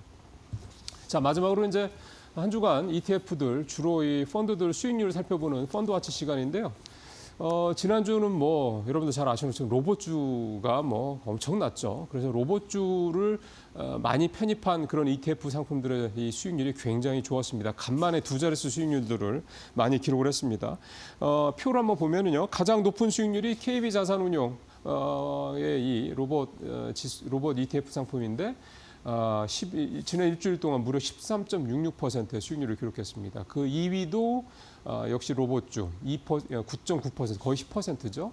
그다음에 또 보면은 방산 쪽이 여전히 지난주에 좋았죠. 그래서 방산 관련된 이 ETF 상품들이 9에서 6% 정도 상당히 좀 높은 그런 수익률을 좀 기록하는 그런 모습을 보이고 있습니다. 1개월 수익률을 봤을 때도 방산이 여전히 13%로 제일 높은 걸 보면 역시 방산 쪽이 계속 좋다라는 걸 좀 볼 수가 있겠고요. 그다음에 지난주에 국내 주식형 펀드 평균 수익률은 마이너스 0.39%, 약보합 정도 봐야 될 것 같고 해외 주식형 펀드 주간 수익률이 2.45% 떨어졌으니까 그래도 지난주는 우리 주식시장이 그나마 상황이 좀 좋았다 이렇게 볼 수가 있겠습니다. 국가별로는 일본 수익률이 2%가 넘어서 일본이 좀 상당히 좀 좋고 오늘 아마 기사들을 한번 쭉 검색을 해보시면 일본과 관련해서 일본 증시와 관련돼서 굉장히 긍정적으로 바라보는 그런 기사들이 좀 많이 나와 있다라는 거 확인하실 수 있을 겁니다. 개별 상품 중에서는 역시 일본의 레버리지 ETF 상품이 3.75%로 가장 높은 것으로 좀 나왔습니다. 자, 뉴스브리핑 마치도록 하겠습니다.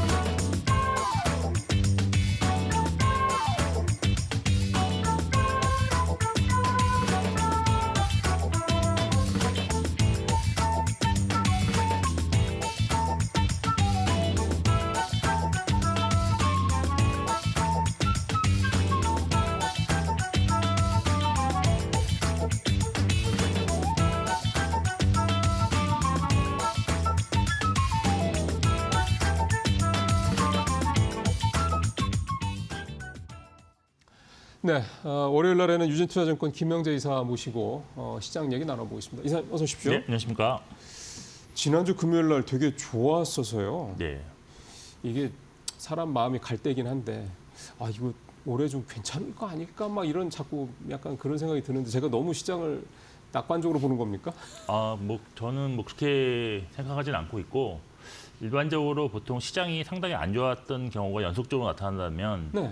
그 다음에는 이제 평균 회계의 법칙상 그렇죠, 다시 그렇죠. 올라갈 수밖에 네. 없는데 지금이 약간 그런 시기에 좀 진입한 것이 아닌가 하는 그런 생각을 좀 해봤습니다. 이사님도 뭐 벌써 한 30년 가까이 이 시장 네. 계속 계셨으니까. 뭐 네, 저도 때로 이제 육관을 95년도에 증권회사를 처음에 이거 들어갔었는데 30년 전에 올해. 네, 그렇습니다. 그래서 뭐 많은 뭐 섹터 애널리스트 해봤고 좀 여러 가지를 해봤지만 특히 이제 지점에서 이제 영업을 이제 계속하는 입장에서 본다면 사실 뭐 한 2, 3년 정도 어려우면 그 다음 년도 상당히 좋았는데 작년에 되게 어려웠고. 네, 작년에는 정말 다 어려웠다고 보시면 될 것 예. 같습니다. 특별히 어떤 뭐 방산이라든지 어떤 특정 네, 조선 쪽이나 뭐 이 정도 종목만, 뭐. 예. 업종만 좋았기 때문에 네. 사실 전반적으로 다 안 좋았고 특히 이제 반도체 소부장이라는 종목들은 거의 고점 대비 뭐 반토막 이하로 맞아요. 훨씬 더 내려와 있는 상황이기 때문에 예, 예. 이런 쪽을 상당히 긍정적으로 봤던 상황에서 떨어졌기 때문에 작년에 더 힘들었지 않았나라고 보고 있습니다. 근데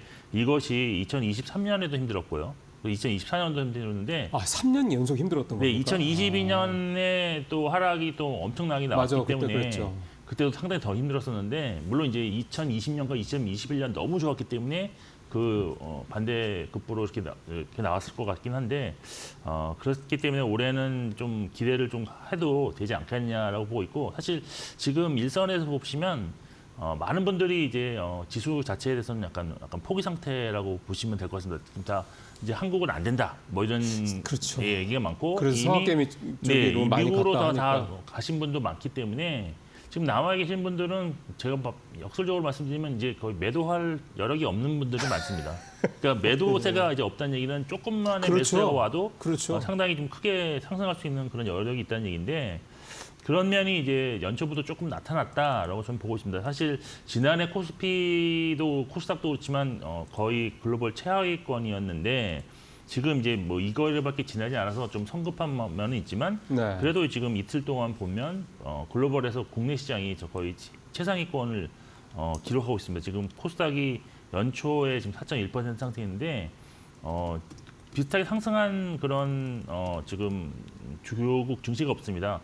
지금 나스닥이 한 1.6% 상승했는데 작년에 이제 28% 상승을 했다는 점에서는 그렇죠. 그렇죠. 뭐 이 정도면 참 선방이다고 보이는데 코스닥은 상당히 좀 잘하고 있다. 물론 지금 현재 높은 환율이 지속되고 있고 또 이익 추정치라든지 아니면 그동안 우리나라 증시를 눌렀던 뭐 트럼프 이기 행정부의 어떤 관세 정책 이런 우려감이 변한 건 없는 상황임에도 불구하고 네. 이렇게 상승할 수 있었던 점은 역시 이제 밸류에이션 매력이 좀 부각되지 않았냐라고 보고 있는데 일단 국내 정치 관련한 악재가 상당 부분 지수에 반영되었을 것이다라는 인식이 있다고 볼 수 있겠고 네. 또 추가적인 환율 급등이 나타나지 않은 상황에 국가 신용등급 하락 우려감이 좀 완화된 면이 좀 있었습니다. 그래서 기관이 외국인이 좀 순매수에 나타나고 있는데 사실 이런 면이 직전 연도에 지수가 안 좋았을 경우에는 그 다음 연도 1월달 지수가 좋았던 경험이 최근에 좀 두 차례가 있었는데 네. 코스닥 지수 같은 경우가 2022년에 무려 1년 동안 34% 이상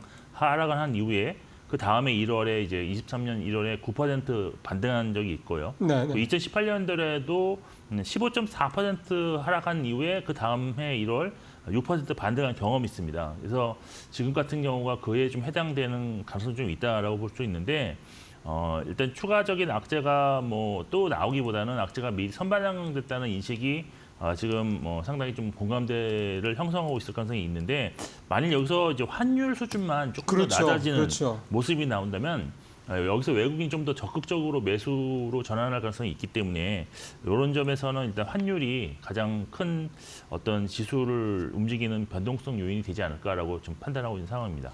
어제 저도 오후에 좀 기사들을 쭉 검색을 하면서 보니까 그 짝수해는 좀 부진하고 홀수해는 또 좀 수익률이 괜찮다면서요? 그것도 맞습니까? 그게 이제 제가 그래서 1월 효과에 대해서 조금 공부를 해보려고 네. 최근에 1월 효과가 있었나라고 봤는데 최근에 이제 작년에는 1월 효과가 좀 없었고요. 네. 2023년에는 확실히 있었고 또 2022년에는 그러니까 이게 지금 약간 그 퐁당퐁당하는 식으로 그렇죠.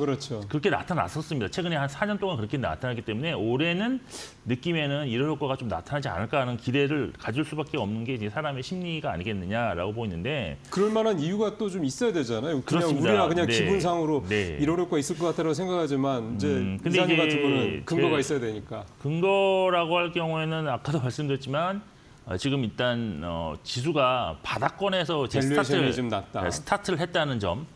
그리고 지금 사실 12월 초에 사실 반등할 것 같은 분위기였는데 그때 이제 국내 정치적인 이슈로 맞아요. 인해서 오히려 더 하락했다는 점. 그렇죠. 그러니까 지금 올라갈 수 있는 상황이 왔음에도 불구하고 추가적으로 하락했다는 점은 지금은 이제 진바닥이 형성되었을 가능성이 좀 있지 않겠느냐라고 네. 볼 수가 있는데 여기에 이제 최근에 1월에 있을 뭐 CS 2025라든지 JP모건 헬스케어를 앞두고 관련주들이 지금 12월 한 중순부터 좀 움직이기 시작하고 있다. 이런 점도 1월 효과에 대한 어떤 기대감을 좀 높이는 요인들이 아니겠느냐라고 보고 있습니다. 예. 그리고 이제 지금 그래서 지금 현 시점에서는 어떻게 투자 전략을 짜야 될 것인가? 기본적으로 저는 이제 지수가 바닥에서 크게 상승한 상황이 아직은 아니다라고 보고 있기 때문에 네네네. 일단 최소한 박스권 회기를 아까 말씀드렸지만 이제 그런 거를 가정해 본다면 현재는 매도보다는 매수 국면 관점으로 좀 접근하는 국면이다라고 말씀드릴 수 있겠고요. 네. 또 이제 업종으로는 일단 1월에는 사실 1월 거라는 것이 결국은 실적에 바탕을 두지 않고 기대감에 따라서 그렇죠. 상승하는 그런 효과이고 또 하나는 이제 지난해 이제 이거는 양도세와 뭐 미국에서 이런 얘기가 있는 건데 양도세를 뭐 이제 확정지기 위해서 네. 많이 이제 그 손실이 많은 종목들을 매도를 해서 손실을 확정시킨 다음에 그 1월에 다시 재매수하는 뭐 그런 이벤트가 있기 때문에 1월 효과가 나타난다 뭐 이런 얘기가 있습니다. 그래서 결국에는 성장성이 바탕이 된 종목들 그런 종목들이 1월에 더 많이 가는 그런 상황이 있고 지금 첫날 둘째 네. 날 거래에서도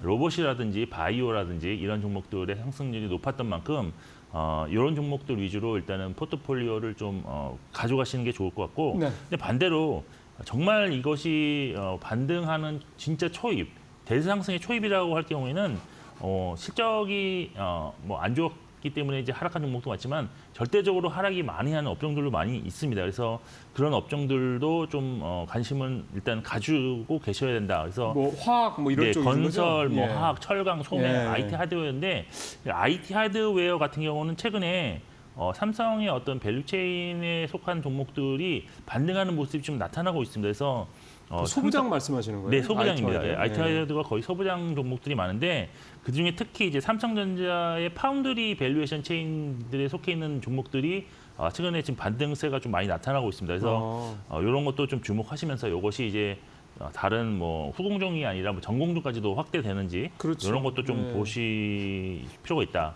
그리고 지금 결론적으로 말씀드리면 일단 예. 1월은 실적 베이스가 아니라 지금 실적이 안 좋고 뭐 적자라도 어떤 밸류에이션의 확장을 통해서 그러니까 뭐 목표 배수를 뭐 좀 더 높일 수 있는 그런 여력이 있는 그런 종목들이 상승할 가능성이 높은 만큼 이런 이제 지금 현재 돈이 안 되는 뭐 네. 로봇이라든지 바이오도 좀 보실 필요가 있다라고 말씀드릴 수 있겠습니다. 예. 투자자 예탁금도 지금 57조 원을 넘겼고 CMA 잔고도 87조 원대.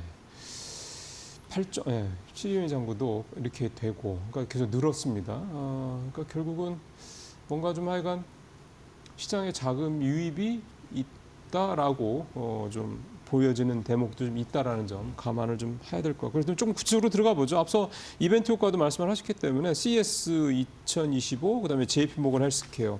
지난주에 코스닥 금요일 날 급등할 때 보면 시가총액 상위 네. 쪽에 있는 바이오주들 굉장히 좀 괜찮더라고요. 그렇다고 그러면 결국 JP모건 헬스케어 컨퍼런스 시작 물론 이제 다음 주에 열리긴 하는데 이게 좀 선반영되고 있다 이렇게 이해를 해야 되는 겁니까? 네, 그렇습니다. 사실 CS 2025도 같이 보실 필요는 있지만 지금 이제 너무 이제 바로 이제 예, 이제 시작하니까 예.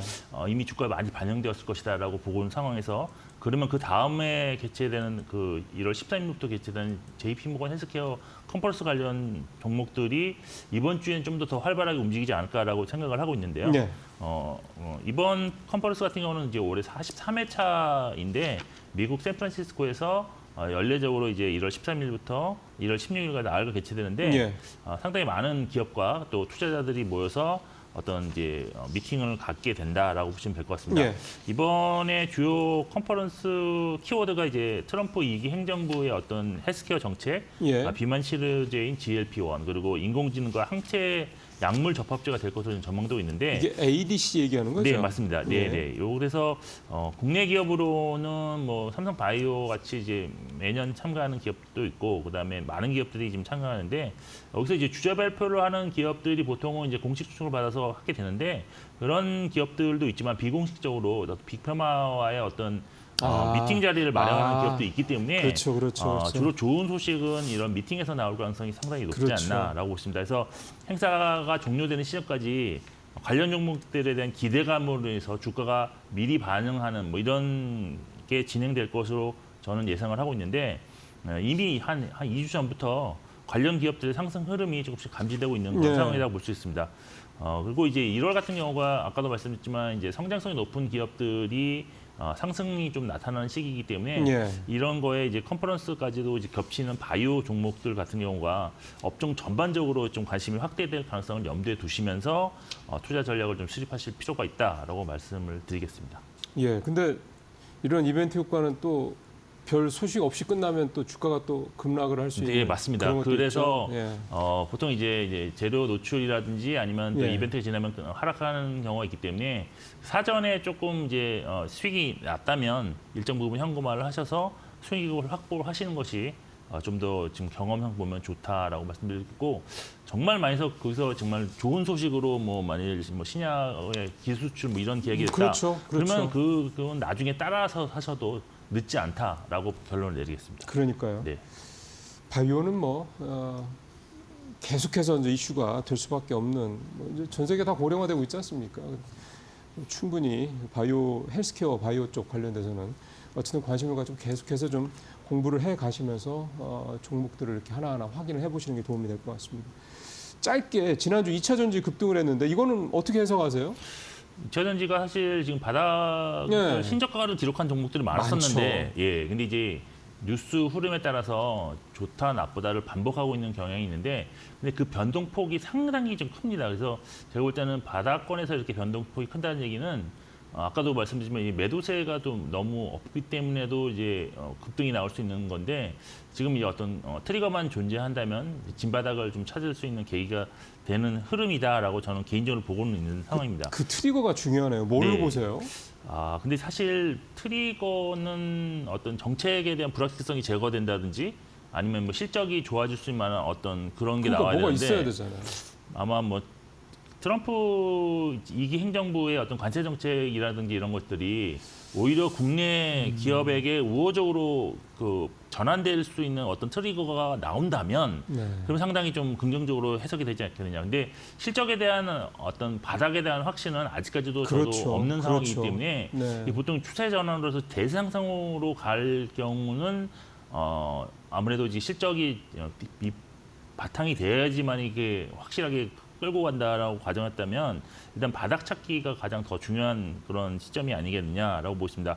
그렇지만 이제 조금 그래도 기대할 만한 것이 지금 뭐 보조금 얘기가 이제 EU 쪽에서도 잘 나오고 있는데 여기에 이제 EU 쪽에서 또 이제 탄소 배출 규제 강화 등이 나타나면서 2차 전지 업체들에게 좀 도움을 줄 수 있는 정책들이 좀 많이 나오는 듯한 그런 분위기입니다. 그래서 이게 어떤 트리거가 유럽 쪽에서 좀 나타날 가능성도 좀 있지 않겠느냐라고 해서 예. 일단 트레이드 관점의 접근은 유효한데 그중에서도 종목은 유럽 비중이 높은 종목들을 조금 더 관심을 두시는 게 좋겠느냐 해서 예를 들어서 삼성 SDI랑 에코프로 BM 정도에 대해서는 좀 관심을 가질 필요가 있지 않겠냐라고 있고 여기가 유럽 비중이 높아요? 네, 그렇습니다. 지금 그건 이제 공식적으로 이제 컨센서스가 그렇게 형성돼 있고 예. 또 이제 테슬라가 지난주 후반에 이제 급등을 한 바가 있는데 사실 이 판매량에 대해서 그 돼서 뭐 이렇게 주가가 왔다 갔다 하고 있지만 왔다 갔다 해요. 네네. 예. 그래서 그래서 그렇지만 이제